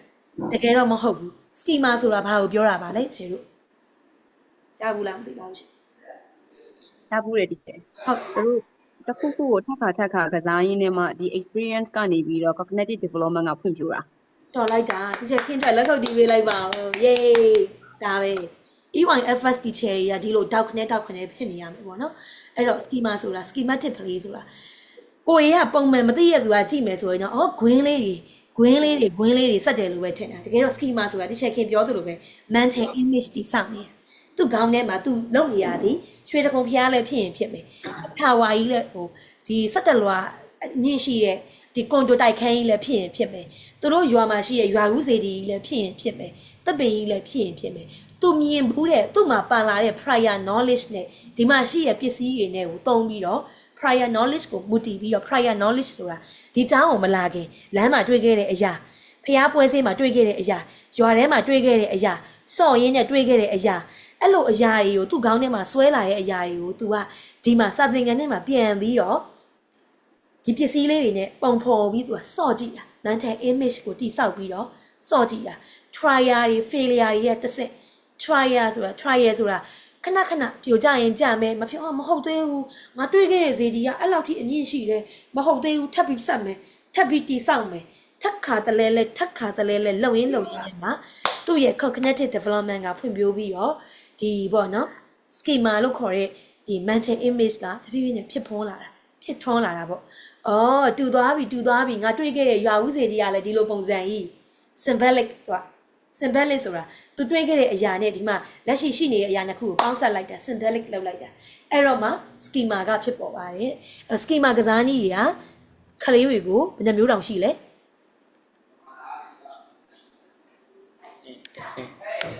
ဒီဘယ်နှခုလဲnine yes အဲ့တော့ဒီမှာနော် trajectory transporting connecting enveloping တခုချင်းကြည့်ရအောင်ဒီတိုင်းပြောရင်ပြင်ဖို့ကောင်းတယ်ဒါဆိုရင်မှာကလေးရဲ့အယုတ်ကလေးကြီးဆက်နေဟုတ်လားဒီကောင်မလေးဆိုဘာလုပ်နေရလဲဆိုရင်ဒီဒါဆီယမရဲ့တနန်းဟာတချို့ယူထားတာပေါ့နော်သူဆိုရင် museum ကြီးတည်ဆောက်နေရဒီကလေးတချို့ကဒီဒုတိယပုံလေးက first picture second picture museum သူဖေမေနဲ့တူသွားဘူးတဲ့ museum ကိုမြင်အောင်ပြီးတော့ဒီက magnetic ထိုင်းနေနဲ့ museum ကြီးတည်ဆောက်နေတာအဲ့တော့ပထမဆုံးအချိန်မှာသူက museum နဲ့ဖြစ်ချင်မှဖြစ်လိုက်မယ် trial တွေ failure တွေတစ်ဆင့် mental image တည်ဆောက်တာဖြစ်တဲ့အချက်အတွက်အဲ့ချိန်မှာကိုကသွားပြီးတော့ကဲကစားချိန်ပြီးပြီးတော်သိမ့်လိုက်တော့ဆိုရင်သူ့ရင်ထဲမှာဘယ်လိုဖြစ်သွားမလဲ schematic player ဖြစ်ပေါ်ပါအောင်မလားအောင်မြင်ပါအောင်မလားမဖြစ်တော့ cognitive development ကဟောဖြစ်ထွန်းပါအောင်မလားဖြစ်ထွန်းတော့အဲ့ကြောင့်ကလေးမျိုးပြပြဟိုကကစားခိုင်းသူတို့မှာကစားရဲဆိုတော့သူတို့မှာရွယ်ချက်ရှိတယ်ဆိုတာအဲ့ဒါကိုပြောတာသူတို့မှာပါလာတဲ့ knowledge နဲ့တွေ့ခဲ့မှုတဲ့အတွေ့အကြုံနဲ့ဒီမှာရှိတဲ့ပစ္စည်းလေးနဲ့သူက mental image တိဆောက်ပြီးစော့နေတာဖြစ်တဲ့အတွက်သူတို့ဘာလုပ်မလဲပြီးဆုံးအောင်လေ့လာမယ် observation ဝင်မယ် documentation လုပ်မယ်ပြီးရင်ကလေးနဲ့စကားပြောမယ်သမီးဒါဘာကြီးလဲအော် museum ဘယ်တော့မှတွေ့ခဲ့တာလဲအဲ့မှာမှစပြီးတော့တစ်ချက်ခင်မေးတဲ့ topic တွေကိုအဲ့မှာစဆွေးနွေးမယ် museum မှာဘာတွေတွေ့နိုင်လဲဘယ်သူတွေရှိလဲ language တွေမဖြစ်ပေါ်လာဘူးလားအဲ့မှာ communication တွေ vocabulary တွေကျွယ်ဝလာပြီလက်ကလည်းလှုပ်ရှားမျက်လုံးကလည်းလှုပ်ရှားနေတဲ့အတွက် physical activities တွေကလည်းတက်နေပြီအဲကြောင့်ကလေးတယောက်ချင်းစီစော့တိုင်းမှာမိဘတွေဆရာမတွေရစီခြင်းနဲ့ဖွံ့ဖြိုးမှု area တွေကမဖွံ့ဖြိုးဘူးလားချေလို့ဖွံ့ဖြိုးတယ်နော်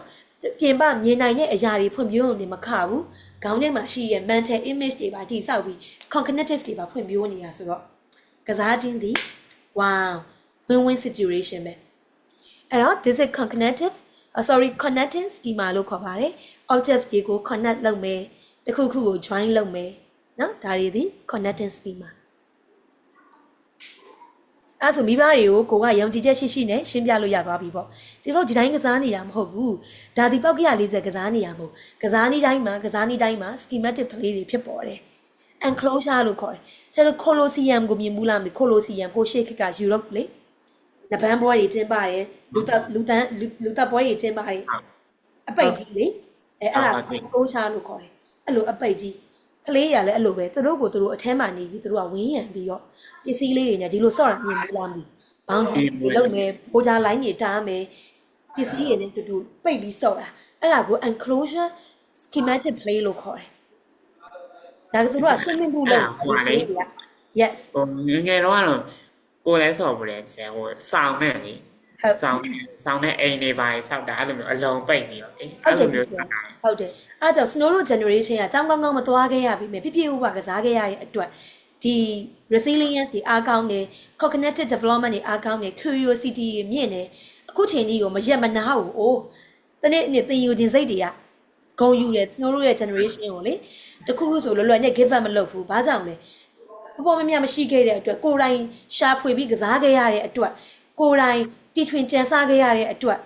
အရာဒီမလွယ်နေခဲ့အတွက် Snow Road generation ဒီကျောင်းကောင်းငငယ်ရမသွားခဲ့ပေမဲ့ကစားနည်းကောင်းနေရခဲ့တယ်နော်အဲ့ဒါ agree ဟိုဖြစ်တော့လေ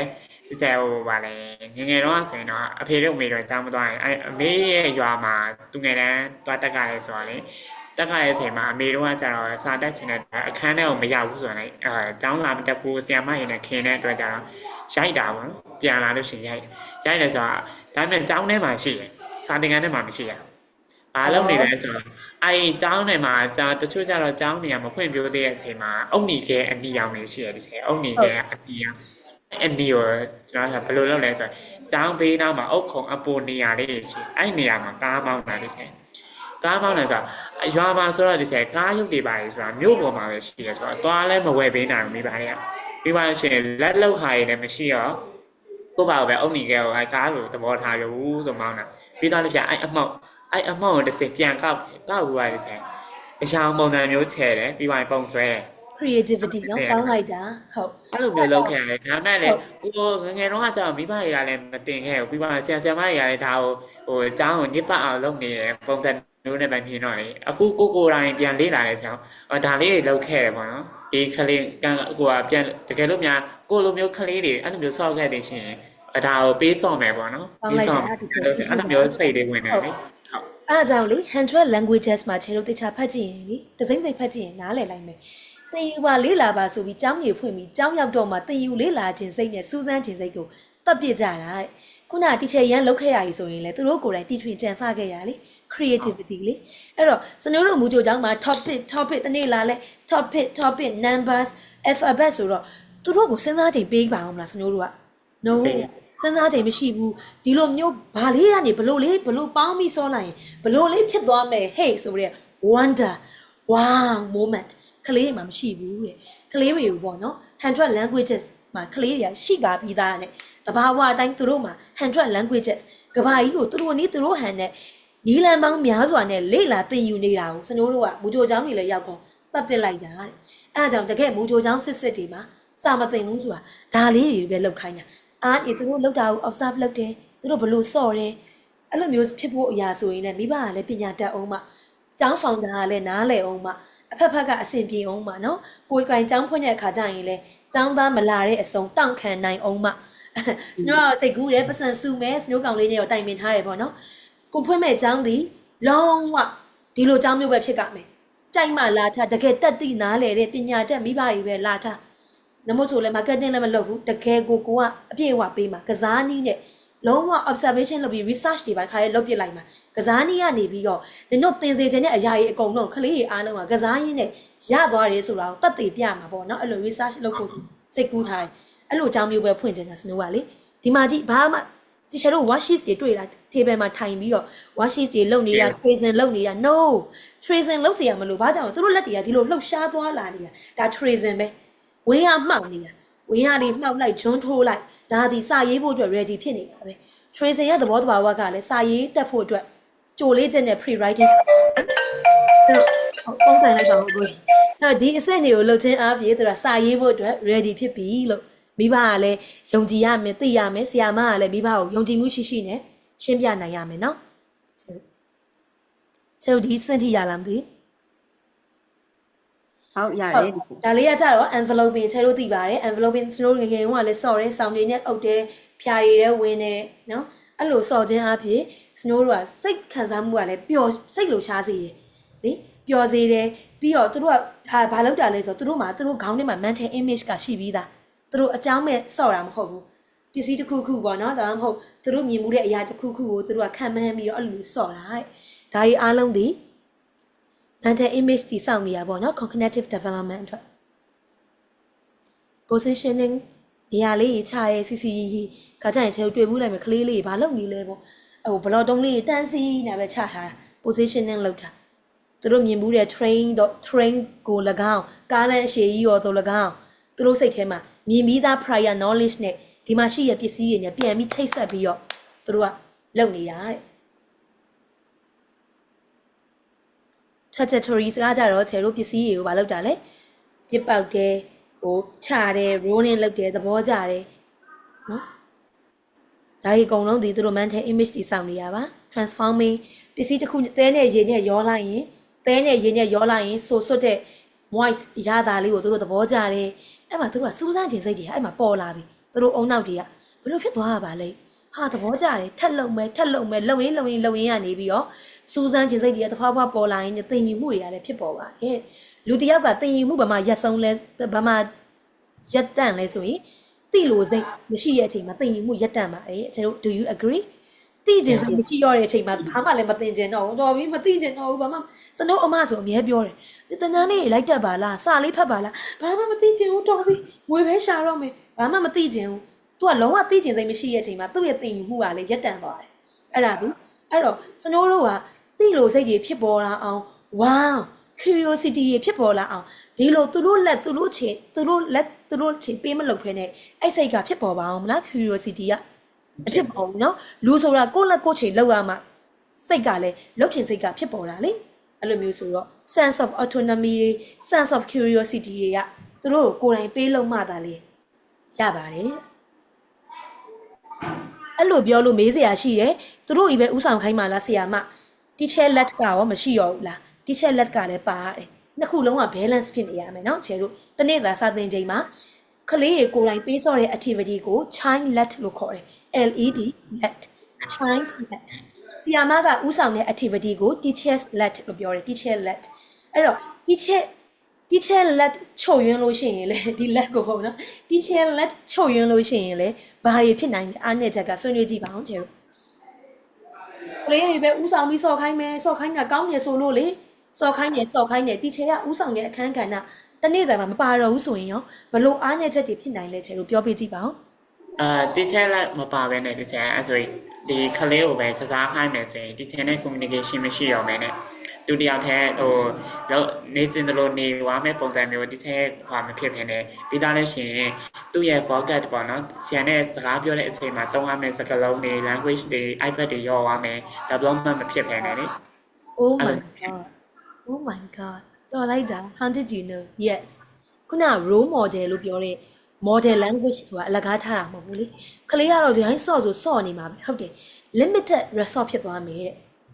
limited knowledge ဖြစ်သွားမယ်ခလေးပဲရိုင်းလွတ်ထားမယ်ဆိုလို့ရှင်ဘာကြောင့်လဲဆိုတော့ तू ကတော့ဒီကစားနည်းကိုကြိုက်ရင်တနေ့လာလဲဒါတနေ့လာလဲဒါဒါကြီးပဲ तू စော့နေမှာပဲတဲ့အဲ့တော့ teacher ရဲ့အခန်းကဏ္ဍ teacher let ကလည်းပါပေးရအောင်မေး teacher တနေ့တာမှာပေါ့နော်အဲ့လိုပါပေးတော့မှခုနကကိုသုံးစေခြင်းနဲ့ vocabulary လေးတွေကိုသုံးစေခြင်းနဲ့ communication sentence လေးတွေကိုကိုကအဲ့တော့မှဥဆောင်ပြီးတော့မေးပေးတာမျိုးလေးတွေ ကိုပါစကနေမှန်မှန်ကန်ကန်တန်နေတန်ထားမှန်မှန်လေးနဲ့မေးပေးတာမျိုးလေးတွေ Are you hungry? Are you hungry? Oh, would you like to build the house? How many windows are there? How many doors are there? What color is it? ကလေးကတော့ teacher red color, blue ဒီလောက်ပဲပြောမှာ red blue ကိုကအဲ့တော့မှ this is blue color, this is yellow color ကိုကအဲ့တော့မှ sentence တွေကိုပြောချင်တဲ့ language တွေကိုကိုကနေပြီးတော့ role model ဥဆောင်ပြီးတော့ပြောပြခြင်းအဖြစ်ကလေးကကိုယ်စီအသိယူနိုင်ပါတယ် limit မဖြစ်တော့ဘူးပေါ့နော် limitation မဖြစ်တော့ဘူးကိုကဒီကလေးကဒီ transportation နဲ့ပဲတစ်ပတ်လုံးကစားနေရကြပြီနောက်ထပ်သူ့ကိုအာယုံလေးပြောင်းအောင်တခြားစိတ်ဝင်စားမှုရအောင်ဘလို့ activity လေးလုပ်ပေးရင်ကောင်းမလဲဆိုပြီးကလေးကိုဥဆောင်ပြီးတော့ပေါ့နော်ကလေးကိုဒီ curiosity တက်လာအောင်လို့မေးပေးရမယ်ဆရာမကလည်းသူတို့ကြီးပဲလွတ်ထားလို့လည်းမရဘူးကိုကကြီးပဲဥဆောင်နေလို့မရဘူး balance ဖြစ်နေရမယ်အဲ့လိုပြောချင်တာပါတော်တယ် teacher ရန် thank you so emergent curriculum ဆွေးနွေးပြီးသွားပြီ emergent curriculum လို့ပြောခြင်းအဖြစ် lesson တွေကြိုပြင်ဖို့လိုလားများသောအားဖြင့်မြန်မာနိုင်ငံမှာရှိတဲ့မူဂျိုတွေကတော့ lesson တွေကြိုပြင်ပြီးပြင်ကြတယ်များသောအားဖြင့် ACCD တွားတက်ထားတဲ့ဆရာမတွေဆိုရင် brain wash လုပ်ထားတာဒီတပတ်စာ lesson plan တစ်လစာ lesson plan သိရောနော်အဲ့တော့ emergent curriculum လုပ်မယ်ဆိုရင်အရေးကြီးဆုံးကတော့ you have to recognize a child's interest ကလေးကစိတ်ဝင်စားတာတစ်မျိုးကိုကသင်ပေးတာတစ်မျိုးဆိုရင် is nothing learning will not take place သင်ယူမှုဖြစ်ပေါ်ပါဘူးအဲ့တော့ contents တွေ create လုပ်ပေးမယ် provocation ဆိုတာက for example ကလေးကဒီလူခန္ဓာကိုယ်နဲ့ပတ်သက်တဲ့အကြောင်းအရာတွေပေါ့နော်ခန္ဓာကိုယ်ပေါ့ body နဲ့ပတ်သက်ပြီးတော့စိတ်ဝင်စားတယ်ဆိုရင်ကိုကဒီမှာသူ့ကိုဆွဲဖို့အတွက်ဒါလေးဖန်တီးပေးတာလေးတွေသားပုံလေးသားမှာဆွဲလို့ရတယ်ဒီမှာကြည့်လဲပြီးတော့မြေဖြူခဲနဲ့ဆွဲတာမျိုးတွေက provoke လုပ်ပေးတာလက်ဘက်နဲ့ချောင်းပါလဲခြေထောက်လေးဘယ်နှချောင်းပါလဲဟောသားဆွဲလိုက်တဲ့အယုတ်မှာရောခေါင်းလေးကဘယ်နှခုပါလဲသားမှာရောဘယ်နှခုပါလဲ provoke ဆိုတာ provoke လုပ်ပေးတာကလေးကိုတွေးခေါ်မှုဖြစ်ပေါ်အောင်လို့ provocation ဖန်တီးပေးတာကိုကြီးပံ့ပိုးပေးတာပေါ့နော် provoked လုပ်ပေးတာdocument ရောက်ပြီ documentation ကဘယ်နှမျိုးလုပ်ပေးပါသလဲဆရာတို့ကြောင်းနေပါ document လုပ်လို့ဆိုရင်ဘယ်လိုလုပ်ပေးလဲ document မလုပ်ခင် observation အရင်ဝင်ရတယ်နော် observe အရင်လုပ်မယ်ဒီကလေးတယောက်ကဘာတိုင်းစောင့်နေပါတယ်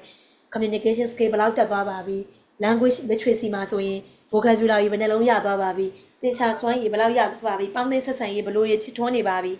observation တွေဝင်ပြီးတော့မှ documentation လုပ်မယ် documentation စလုံးပေါင်းမှားနေ sorry အဲ့ document ကိုကျွန်တော်အကြောင်းမှာဘယ်နှမျိုးလုပ်ပါသလဲ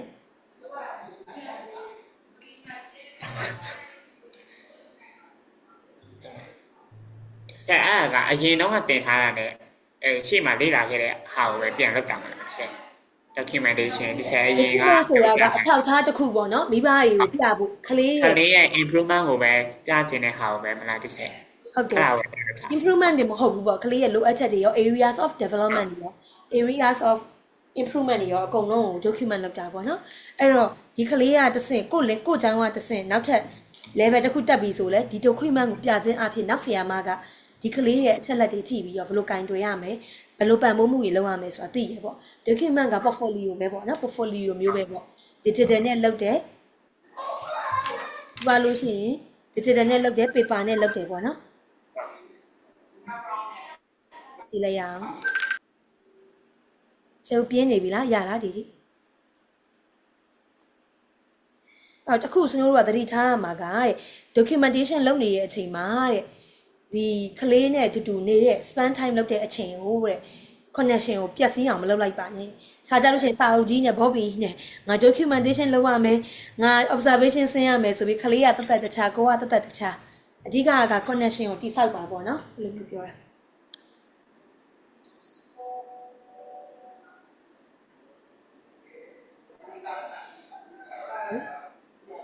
document လုပ်တဲ့ရည်ရွယ်ချက်ကဘာပါလဲတဲ့ကျတို့ documentation နဲ့ပတ်သက်ပြီးတော့ဒီဖတ်ချင်တယ်ဆိုလို့ရှိရင်ဒီစာအုပ်လေးရှိတယ်နော်ဒါလေးတွေပတ်သက် go to document ဆီယာမ Susan Stacy ရေးထားတာကောင်းတယ် purpose of your documentation တဲ့documentation လုပ်တဲ့ရည်ရွယ်ချက်ကဘာပါလဲချေလို့ခုနလည်းဆွေးနွေးပြီးသွားပြီဘာကြောင့်လုပ်တယ်ထင်လဲကလေးတယောက်ရဲ့မျိုးတူတတ်မှုတွေပြီးသားလို့ရှိရင်လိုအပ်တဲ့အချက်အလက်တွေအကုန်လုံးဖြည့်ပေးတဲ့အရာတွေအဲ့ဒါတွေအားလုံးကို document လုပ်မယ်ပြီးသားလို့ရှိရင်တကယ်လို့များမိဘ တွေ့ခဲ့လို့ရှိရင်ကလေးရဲ့အားနည်းချက်အားသာချက်ပြီးတော့လို့ရှိရင်ဖြည့်ဆည်းပေးတဲ့အရာအကုန်လုံးကိုပြန်ပြောပြနိုင်ဖို့ documentation ပြန်လုပ်တယ် ဟုတ်တယ်ချင်းပြီးတော့ကလေးကိုယ်တိုင်လည်း document ကိုကြည့်ခွင့်ရှိလားကြည့်လို့ရတယ်ဒါက one of the document ပေါ့နော် display လုပ်ပေးထားတာဒါက example ပေါ့အဲ့တော့ကလေးကသူကိုယ်တိုင်လုပ်ထားတဲ့အရာကြီးကိုသူကိုယ်တိုင်ပြန်မြင်ရတဲ့ခါကျတော့ pride သူကိုယ်သူကိုမြင်လာပေါ့နော်ဒီမှာဟို5 star 4 star ပေးခိုင်းတာမဟုတ်ဘူးသူတို့လုပ်တဲ့ activities တွေကိုပဲသူတို့မြင်အောင်လို့ပို့ပေးရပါတော့ပို့လုပ်ပေးထားတာပေါ့ display လုပ်ပေးထားတာပေါ့ ။ဒါဆိုသူတို့ project လေးတွေဒီကဲလို့သူတို့ကိုယ်တိုင်လုပ်ထားတဲ့ project လေးတွေကိုကိုကပြန်ပြီးတော့ကတ်ပြီးတော့ပဲအဲ့လိုမျိုး documentation လုပ်တဲ့ပုံစံမျိုးလား။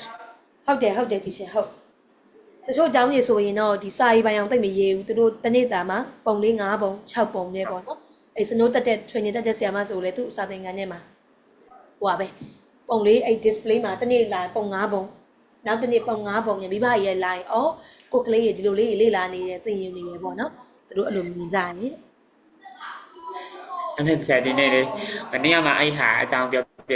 ြတယ်မနော်ဒီမှာဆိုရင်ကျွန်တော်အခု KG ခန်းထဲမှာနေရယ် KG ခန်းထဲမှာနေတော့နောက်ထပ် roommate တယောက်ဆရာတယောက်ရှိရယ်ပေါ့။ဝန်ကပြောနေခလေးကိုပေးပါပေါ်မှာပုံဆွဲပေးထားရပေါ့နော်။ဆရာမတယောက်ကပုံဆွဲပေးထားအဲ့ဒါကိုခါလာချင်းခိုင်းတာ။ကျွန်တော်ဆိုရင်အဲ့ခလေးကိုလည်းရိုက်တက်လိုက်ပြီ။ဘာလို့လဲဆိုတော့ခလေးကလည်းကာလာချင်းရတာညစ်ပတ်နေရပဲ။ဆရာအဲ့လိုမျိုး don't just နော်လို့မဝေဖန်တဲ့ဆရာလို့အဲ့ဒါသူတို့ရဲ့လို့ဟိုဘယ်လိုပြောရမလဲသူတို့ရဲ့အတွေးပေါ့နော်သူတို့ချဲချင်းသူတို့ချဲမယ်ပြီးတော့ရှင်သူတို့ကလည်းမှာအရာကိုဒီခလေးကဆရာရဲ့ငယ်သေးတဲ့အချိန်မှာဘယ်လိုလုပ်သိမလဲလို့ nicely ဒီဟာကိုကောင်းကောင်းမွန်မွန်ဒီမြင်းထဲမှာဝင်အောင်ချဲရမယ်ဆိုတာဆရာ format မရှိဘူးဆရာလို့ဒါသူတို့ရဲ့ဟိုလောက်ပိုင်ခွင့်ပေါ့နော်ကိုကသွားပြီးတော့ဝင်ရောက်စွတ်ဖက်လို့ရှိရင်သူကနောက်ခါဆရာမချဲတော့ရင်ဘယ်လိုလုပ်မလဲမချဲတော့တဲ့အချိန်မှာဆရာဘယ်လိုပြန်ဆွဲခုံမလဲပေါ့နော်ခလေးကိုပါလာပြန်ချဲဖို့အဲ့လိုမျိုးဒီနေ့တော့သူကတ်ထားတယ်နေရရဲ့နောက်မှာသူမနေ့ကပြောနေတယ်ဟုတ်အဲ့ဒါလေဆရာမဖြစ်လာတိုင်းလဲကလေးရဲ့ဒီ child psychology ကလေးရဲ့ဒီ potential တွေကိုသူတို့မသိကြဘူးပေါ့နော်အဲ့ဒါကြောင့်ကျွန်တော်တို့ဒီ EYFS မှာဆိုရင် image of a child ကအရင်ရေးကြည့်ရပေါ့ကလေးတစ်ယောက်ကိုကြည့်လိုက်တာနဲ့ခုနတစ်ချက်ရမ်းမြင်တယ်လို့ပေါ့သူတို့ဒီလုံနိုင်စွမ်းသူကိုယ်တိုင်ကာလာကောင်းကောင်းလေးမချေနိုင်သေးလို့လားသူဒီလိုမျိုး6ရှစ်တာပေါ့သူချေနိုင်တဲ့နေ့ကျရင်သူချေမယ်ဆိုတဲ့ကလေးပေါ်မှာ potential ပေါ့နော်မျှော်လင့်ချက်ထားတာပေါ့မျှော်လင့်ချက်မပြတ်တာပေါ့အဲ့လိုလေးလုပ်ပေးရမယ်အဲ့တော့စနိုးတို့ရဲ့ဒီအဓိကအခန်းကဏ္ဍကဘာလဲဆိုတော့ကိုယ်မူကြိုချောင်းရောက်လာပြီဆိုရင်တဲ့ first aid information တွေကိုခေါင်းနဲ့ပြုတ်သိပ်ပြီးထည့်ပေးဖို့မဟုတ်ပါဘူးတဲ့အဓိကဒီတိုင်းထည့်ပေးတာမြန်တယ်လေနော်ဥပမာပေါ့ A to Z ဆိုရင်သေချာသင်မယ်ဆိုဘယ်နှလသင်ရမှာလဲ2လလောက်နဲ့သင်ပြတ်တာပဲ A to Z number 1 to 10 1လလောက်နဲ့ပြတ်တာပဲဒါပေမဲ့အဲ့လိုမဟုတ်ဘဲနဲ့ဖြစ်ဖြစ်ချင်းကိုယ့်ရဲ့ connection ကတဆင့်ကိုယ့်ရဲ့ relation နဲ့ဆိုတာက relation နဲ့ဆိုတော့ဘာလို့ပြောချင်တာလဲဆိုတော့ဒီချေတို့ရဲ့ဥပမာပေါ့အလံတွေအများကြီးကိုတပြက်လိုက်ထဲတပြိုင်နဲ့အဲ့လိုခေါင်းနဲ့ဆုပြုံပြီးသင်တာထက်ဥပမာပေါ့ဒီချေကလေမူကြိုစာသင်ခန်းထဲမှာပေါ့နော်ပြီးခဲ့တဲ့ New Year ကဒီချေကအိန္ဒိယသွားလေတာသိလားအိန္ဒိယသွားလေတော့လေအိန္ဒိယအစားအသောက်တွေလည်းစားခဲ့ရတယ်သိလားအိန္ဒိယမှာချက်ဘာကြီးတွေ့ခဲ့လဲသိလားထူးထူးဆန်းဆန်းနောက်တော့လေဒီချေလေသူတို့နိုင်ငံရဲ့အိမ်တိုင်းမှာလေအိန္ဒိယအလံလေးတွေအိန္ဒိယအလံလေးတွေထောင်ထားတာချက်တွေ့ရတယ်အဲ့လိုပြောပြရင်းကတစ်ဆင့်ကလေးရစိတ်ဝင်စားပြီးတော့အိန္ဒိယအလံဆိုတာဘယ်လိုမျိုးလဲဆိုပြီးတော့ကိုယ့်ရဲ့ relational လို့ခေါ်တဲ့အဲ့လို landing မျိုးကိုနဲ့သူနဲ့ကြားရဲ့ connection သိလို့ခြင်းစိတ်နှွေးထွေးပြီးတော့ဘဟုတုတတစ်ဆင့်ဖြည်းဖြည်းချင်းသိရင်မှုဖြစ်ပေါ်အောင်လို့လုပ်ပေးတာပေါ့နော်။အော်အိန္ဒိယအလံဆိုတာဒီလိုပါလား။သူကလည်းဟုတ်ပြီတိကျသားမင်းမင်းနဲ့သားနဲ့ပြီးခဲ့ဟို New Year ကသားတို့ကဂျပန်သွားတာလေ။ဂျပန်ကဘယ်လိုမျိုးနောက်တစ်ယောက်ကလည်းသားတို့လေဘန်ကောက်သွားတာဘန်ကောက်ကဘယ်လိုမျိုးစသဖြင့်သူတို့သွားဘူးတဲ့နိုင်ငံတွေသူတို့ပြင်ပပါလာရဲ့ဘ ഹു တုဒ္ဒကြီးအကုန်လုံးကိုသူတို့မျှဝေရင်းနဲ့သိလို့ခြင်းစိတ်တွေမျှဝေလို့စိတ်တွေကတစ်ဆင့်သင်ယူမှုကိုဖြစ်ပေါ်အောင်ဖန်တီးပေးရမှာပေါ့နော်ဒီတိုင်းအလံဒီအများကြီး2ရက်တောင်မကြာဘူး3ရက်တောင်မကြာဘူးသူတို့ခေါင်းထဲကိုထည့်ပေးတာထက်ဒီလိုလေး relational learning လေးဖြစ်ပေါ်အောင်ပေါ့နော်ဒီကလေးတွေကို value လေးတစ်ခုတတ်မှတ်ပြီးတော့အဲ့ဆိုသူတို့မမေ့တော့ဘူးလေရင်ထဲမှာဆွဲပြီးမှတ်ရနေရောဟောငါဆီယာမသွားခဲ့တဲ့နိုင်ငံအိန္ဒိယငါတငယ်ချင်းသွားခဲ့တဲ့နိုင်ငံထိုင်ဝမ်ငါသွားခဲ့တဲ့နိုင်ငံသူတို့ကိုယ်တိုင်လည်းနောင်ချင်းကြီးလာရင်ရှာဖွေလေးလာခြင်းစိတ်ငါတော့ဘယ်နိုင်ငံသွားခြင်းလဲအခုချိန်မှာချဲတို့ရဲ့ညံရည်အတုတောင်ပေါ်နေတဲ့အချိန်မှာခေါင်းနဲ့အများကြီးတောင်မှတ်เสียရမလို့ကိုလိုချင်တဲ့နိုင်ငံကိုသိချင်တဲ့နိုင်ငံ flag ကို10မိနစ်တောင်မကြာဘူးရှာလိုက်ရုံပဲဆိုတော့ခေါင်းနဲ့အဲ့လို information တွေ first တွေထည့်မဲ့အစားတဲ့အဲ့လိုမျိုးစိတ်ဝင်စားစရာကောင်းတဲ့ learning လေးတစ်ခုကိုဖြစ်ပေါ်အောင်လို့ဖန်တီးပေးပါတဲ့ value လေးတက်တယ်ပေါ့နော် အဲ့လိုလေးပြောချင်တာကျွန်တော်အရင်သဘောကျအဲ့ဒါလေးဒါကချေတို့ materials to collect ရိုးရှင်းရှင်းပါပဲအရင်ရှေ့ training တွေကလည်းပြောထားသလိုပဲအများကြီးလုပ်စရာမလိုဘူး open ended twice ရေးပဲအဓိကအားပေးတယ်ကလေးတွေကိုပိုင်လုပ်ပိုင်ခွင့်ပေးမယ်စေးအောင်ချဲ့ခွင့်ပေးမယ်ပကြီးအနုပညာပေါ်ပေါ်များထားပေးထားမယ်အဲ့ဒါပါပဲဒါဆို schematic play ပေါ့တူလေးစော်ထားတာ snow တူလေးရရွှေတကုံဖျားကို तू ကလှက်လှမ်းမြင်နေရတော့သူ့မေးကြည့်ရတာဘာပုံလဲဆိုတော့ရွှေတကုံဖျားတဲ့တူတယ်နော်ဆိုအထက်ထက်တွေနဲ့တကယ်ထိုက်ရည်လေကလေးကြောက်ရဲ့ mental image ဆိုတာအဲ့မှာ cognitive development အဲ့မှာဖွင့်ပြတာလေအဲ့ချိန်မှာအဲ့လိုမျိုးသူ့စိတ်ထဲမှာသူမြင်မှုတဲ့ prior knowledge ကရွှေတကုံဖျားသူ့အိမ်သူ့ကျောင်းမှာပြန်ပြီးတော့စောက်တာဒီရွှေတကုံဖျားနဲ့တူတဲ့ပုံစံအဲ့ချိန်မှာနောက်တဲ့ accumulation ဆိုတာနောက်တစ်ခုဖြစ်ပေါ်သေးတယ်အဲ့ဒါဘာလဲဆိုတော့ရှိပြီးသား knowledge နဲ့အသက်ထက်လောက်လိုက်တဲ့ knowledge နဲ့ပေါင်းပြီးတော့ဒါဟာရွှေတကုံဖျားနဲ့တူတယ်လို့ထင်တာနောက်တစ်ဆင့်ကဘာလဲဆိုတော့နောက်တစ်ဆင့်ကလေးတွေကသိမှုပေါ့နော်ထပ်ပြီးတိုးပွားပြီဆိုရင်ဘာထက်လောက်လဲဆိုရင်မဟာမြတ်မှုနေကြတော့လေဒီလိုပုံစံမဟုတ်တော့ပြန်ဘူးဟာကြိုက်ထီးရောဖျားကြတော့လေဒီလိုပုံစံလေးပါလားဆိုပြီးတော့သူ့စိတ်ထဲမှာဖျားတိုင်းနေမတူဘူးဆိုတာကိုသူ့ဘာသူခေါင်းထဲမှာ Russian နဲ့ကြသိသွားတာဒီနောက်တဲ့သိမှုတစ်ခုတစ်ဆင့်ထပ်သက်သွားတာတဲ့အဲ့ဒါ Snow လက်ရှိတက်ယူနေတဲ့ training ထဲမှာပါတယ်ပေါ့နော်ကလေးတယောက်ကမြင်းတကောင်ကိုမြင်ဘူးတယ်အဲ့တော့မြင်းလို့ပြောလိုက်ပြီဆိုရင်တဲ့အမီးပါမယ်ခြေလေးချောင်းပါမယ်ဟုတ်ပြီဒါကို तू ကမြင်းလို့သတ်မှတ်တယ်နောက်တစ်ခါအချောင်းမှာ तू ကဘလော့တုံးလေးတွေနဲ့မြင်းပုံစံလေးသူ့စိတ်ကူးထဲမှာမှန်းပြီးတော့စော့တယ်တဲ့ဒါမြင်းဒါဆိုရင် schema ဖြစ်ပေါ်တယ်နောက်တစ်ဆင့်ဘလို့ထပ်ပေါ်လဲဆိုတော့နောက်တစ်ခါတလိမ့်ဆိုင်ယုံဆရာမကြီးနဲ့ထပ်သွားတယ်မိဘနဲ့ထပ်သွားရင်းနဲ့ तू က zebra ကိုတွေ့ပြန်အောင် zebra ကိုတွေ့တော့zebra လည်းခြေလေးချောင်းနဲ့အမီးလည်းပါတယ်ဒါပေမဲ့မြင်းမဟုတ်ပါလားသူအမှခွဲချမ်းစိတ်ဖြာပြီးတည်သွားပြီအဲ့ဒါကိုသိမှုနောက်တစ်ဆင့်ထပ်တက်တယ်လို့ပြောတယ်ပေါ့နော်ဟုတ်အဲ့တော့ကလေးတွေအဲ့ဒီအဆင့်ကြီးရောက်ဖို့အထိဆိုရင်တွေးတောခွင့်ပေးရမယ်ကိုယ်ပိုင်လုပ်ပိုင်ခွင့်ပေးရမယ်စဉ်းစားချိန်ပေးရမယ်ဒါကစမျိုးကိုယ်တိုင်လုပ်ထားတဲ့ light table လေးပေါ့နော်အဲ့ပေါ်မှာကလေးတွေကပစ္စည်းတွေအကုန်တင်ပြီးတော့ကြည်တယ်စူးစမ်းတယ်လင်းရောင်ရဲ့ပေါ်မှာအရောင်တွေပြောင်းသွားတာကိုသူတို့ကိုယ်တိုင်ပေါ့နော်စိတ်ဝင်စားလေ့လာတယ်အထလီယာပေါ့schematic play ရချေတို့ကြည့်ရင်ကြည့်တယ်လို့ခဏဖြစ်ပေါ်တယ်နော်ကလေးတိုင်းစော့တယ်အလကားစော့နေတာမဟုတ်ဘူး mental image တိစောင့်နေတာပါအဲ့ဒါကိုမိဘတွေကိုကိုကတိတတထင်ရှားရှားရဲဝံ့နဲ့ပြောပေးနိုင်ရမယ်ကိုက confidence ရှိနဲ့ကလေးတိုင်းအလကားစော့နေတာမဟုတ်ဘူးစော့ရင်းနဲ့စဉ်းစားချိန်ပေးနေတာကျမတို့က problem solving တွေတက်တယ်သူတို့ရဲ့ဒီ mental ability တွေတက်တယ် cognitive စွမ်းရည်တွေတက်တယ်အဲ့လိုမျိုးတွေသူကစနိုးတို့ကပြောပေးရမယ်ပေါ့နော်ဒါလေးကြည့်လိုက်အောင်အဲ့ဆိုရင်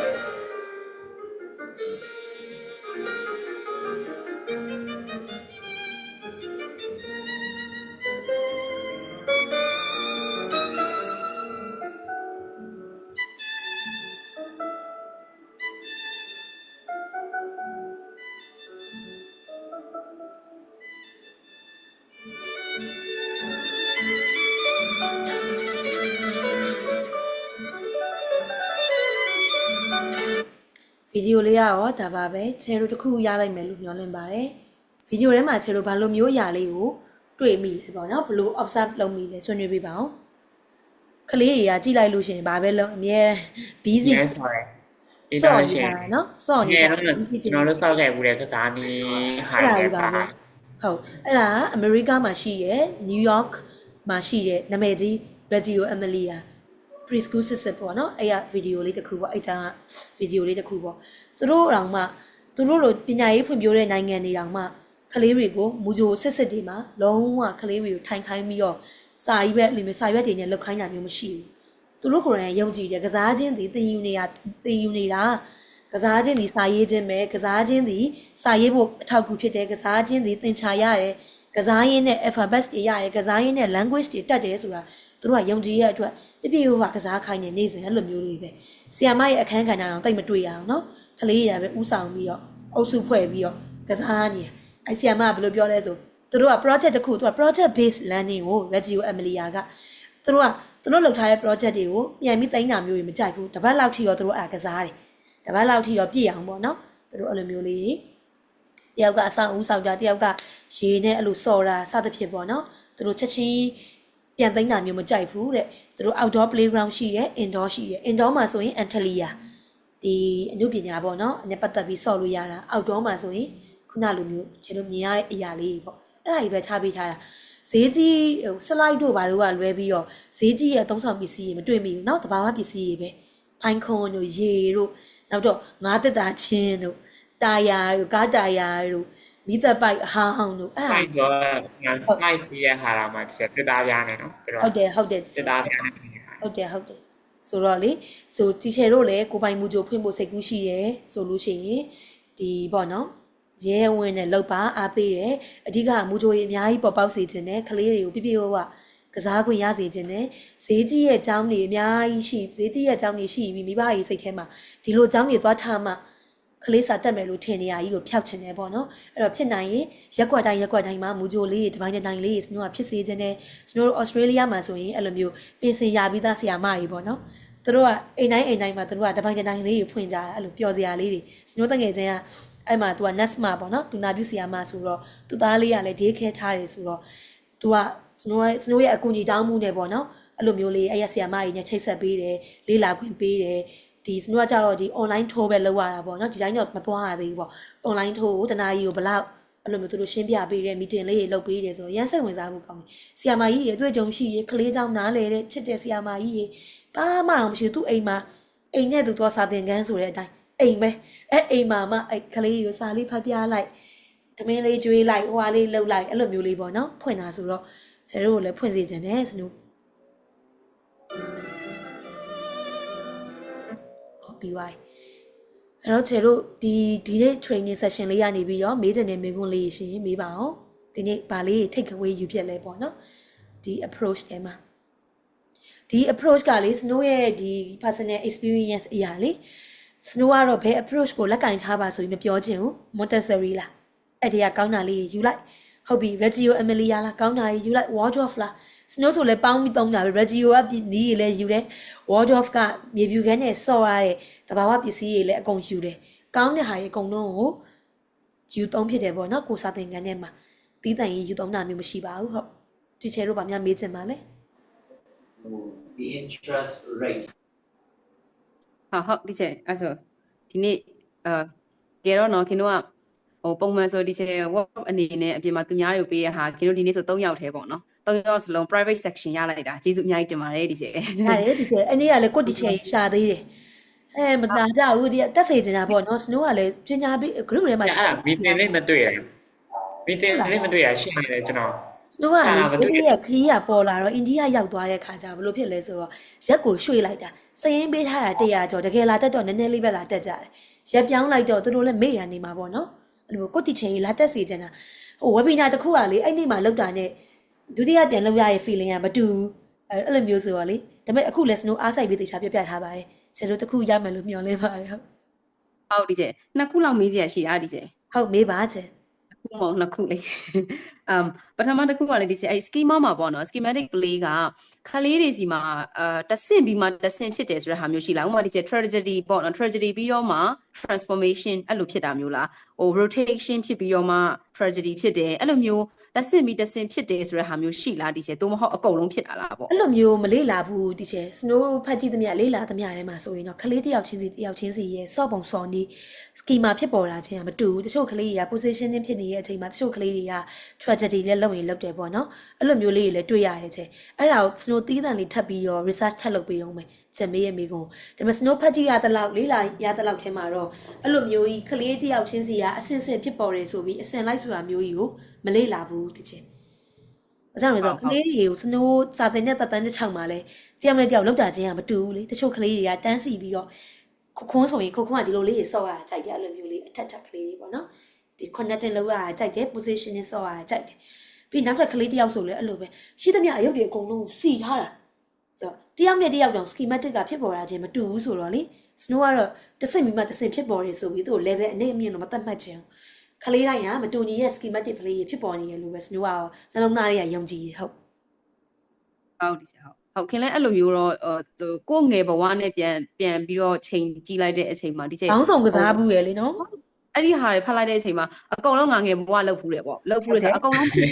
လောက်ဖူးတယ်တိုင်းမှာလည်းဆုံးပြီးရပေါ့နော်ဟိုတစ်စစ်ပြီးဒါပေမဲ့ဟိုလေသူတို့ research အဲ့လိုမျိုးရှိသလားလို့ခင်သိချင်တာပေါ့နော်ဒီချိန်ဟုတ်အဲ့လိုတော့မပြတ်မိဘူးဒီချိန်ဟုတ်ဒီချိန်အဲ့လိုမျိုးလေဟိုလေတချို့ဟိုမဖြစ်ဖ ೇನೆ ပေါ့နော်ဥမာသူတို့ငယ်ဘဝမှာသူတို့ကစားတဲ့အချိန်မှာဒီ schema ကတော့လုံးဝဒီကလေးစီမှာမမြင်ရဘူးဆိုပြီးတော့အဲ့လိုကြော်သွားနိုင်တဲ့ဟာမျိုးရောရှိနိုင်ပါလိမ့်မယ်ကလေးတိုင်းကတော့ schema play ကိုကစားတယ်ကိုက observe လုပ်မိရနဲ့မလုပ်မိရပဲကွာတယ်ပေါ့နော်အဲ့လိုသူတို့ schema play ဖြစ်ပေါ်တဲ့အချိန်မှာကိုကမြင်လိုက်တာမမြင်လိုက်တာအဲ့ဒါပဲကွာတယ်ပေါ့ကလေးတိုင်းကတော့ကစားချိန်ပေးပြီးဆိုတာနဲ့အိမ်မှာဘယ်ကလေးမဆိုတစ်ခုပြီးတစ်ခုတော့သူတို့စူးစမ်းပြီးစောင့်နေကြတာပဲပေါ့နော်အဲ mental process mental image တွေစောင့်နေရပဲပေါ့မစော့တဲ့ကလေးမလုပ်တဲ့ကလေးတော့မရှိဘူးပေါ့ကိုမသိလိုက်တာပဲရှိနေပေါ့နော်ချင်းဟုတ်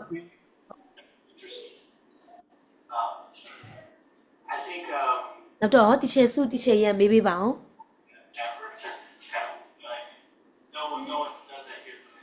်မေးစရာတော့မရှိဘူးဒါပေမဲ့ဒီလိုဆွေးနွေးနေပဲဈားထဲကနေပေါ်လာတဲ့မေးခွန်းတွေမေးတယ်ပြီးလိုက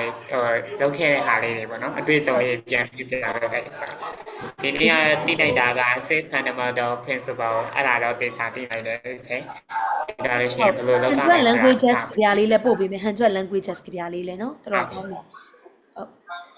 ဒီချက်စုမေးပေးပါအောင်နောက်ဗာများသိချင်တာရှိလဲဆိုရင်ဟုတ်ဟုတ်ကဲ့ဟုတ်ကျေးဇူးနော်အခုလိုမျိုးလေးမီးရေပြက်ပြီးတော့ snow လည်းအရန်အားနာတယ်မီးရေပြက်ဟိုတီချေဟင်းတူနောင်ဆိုအရန်တက်ချင်တာဒါပေမဲ့ तू ကဒီလိုအချိန်ရောက်ပြီဆိုတာနဲ့သူတို့စီမှာမီးရေဖြတ်လိုက်ပြီတီချေတဲ့ဘုံတန်နေနေပေါ့နော်ဘုံတွေကျဲတယ်အဲ့လိုမျိုးဆိုတော့လေကိုကတက်နိုင်တဲ့အချိန်လေးမှာအချိန်ပေးပြီးတော့လာတက်တာကျေးဇူးအများကြီးတင်တယ်ချေတို့ဟုတ်ပြီးရင်ချေတို့ပြီးသွားလို့ရှိရင် snow ကလေ certificate လေးလည်းလုပ်ပေးခြင်းတယ်အမှတ်တရပေါ့နော်ရက်ဒီအများကြီးတီချာအချိန်ပေးပြီးလုပ်တဲ့အခါကျတော့လေဒီ certificate မှာ snow ကိုယ်တိုင်လည်း recommendation လေးရေးပေးခြင်းတယ်ပေါ့ချေတို့ပဲအလုပ်ပဲရှောက်ရှောက်နောက်ပိုင်းပေါ့နော် EYFS နဲ့ပတ်သက်ရင် snow ကကြအခုလက်ရှိဒီကျောင်းမှာကြတော့ coordinator အဖြစ်လုပ်ပေးနေတာပေါ့နော် curriculum နဲ့ပတ်သက်ပြီးတော့အကြံပေးပေါ့ဒီရိုးရိုး kindergarten ကိုလည်းသင်ရတယ် coordinator အဖြစ်လဲ snow ကဒီမှာတာဝန်ထမ်းဆောင်နေအောင်ဖြစ်ကုန်ပြီဒီမှာတာဝန်ယူထားတာဆိုတော့လေသူတို့ကလည်း snow in house training တွေထပ်ပေးတယ်ဆိုတော့ချေတို့နဲ့ snow ဂျားထဲမှာလေတခုခုထပ်သိရကို training ကတခုရလိုက်တာဆိုတာနဲ့အဲ့လိုမျိုးလေ group ထဲမှာအကြောင်းကြားလိုက်မယ်ချေတို့ရေဆွေးနွေးကြအောင်လာပါအောင်တခုခုလေးပေါ့နော်ဒီတိုင်း snow ကကြောက်ကိုတယောက်တည်းသင်တာမျိုးကြီးမလိုချင်ဘူးလ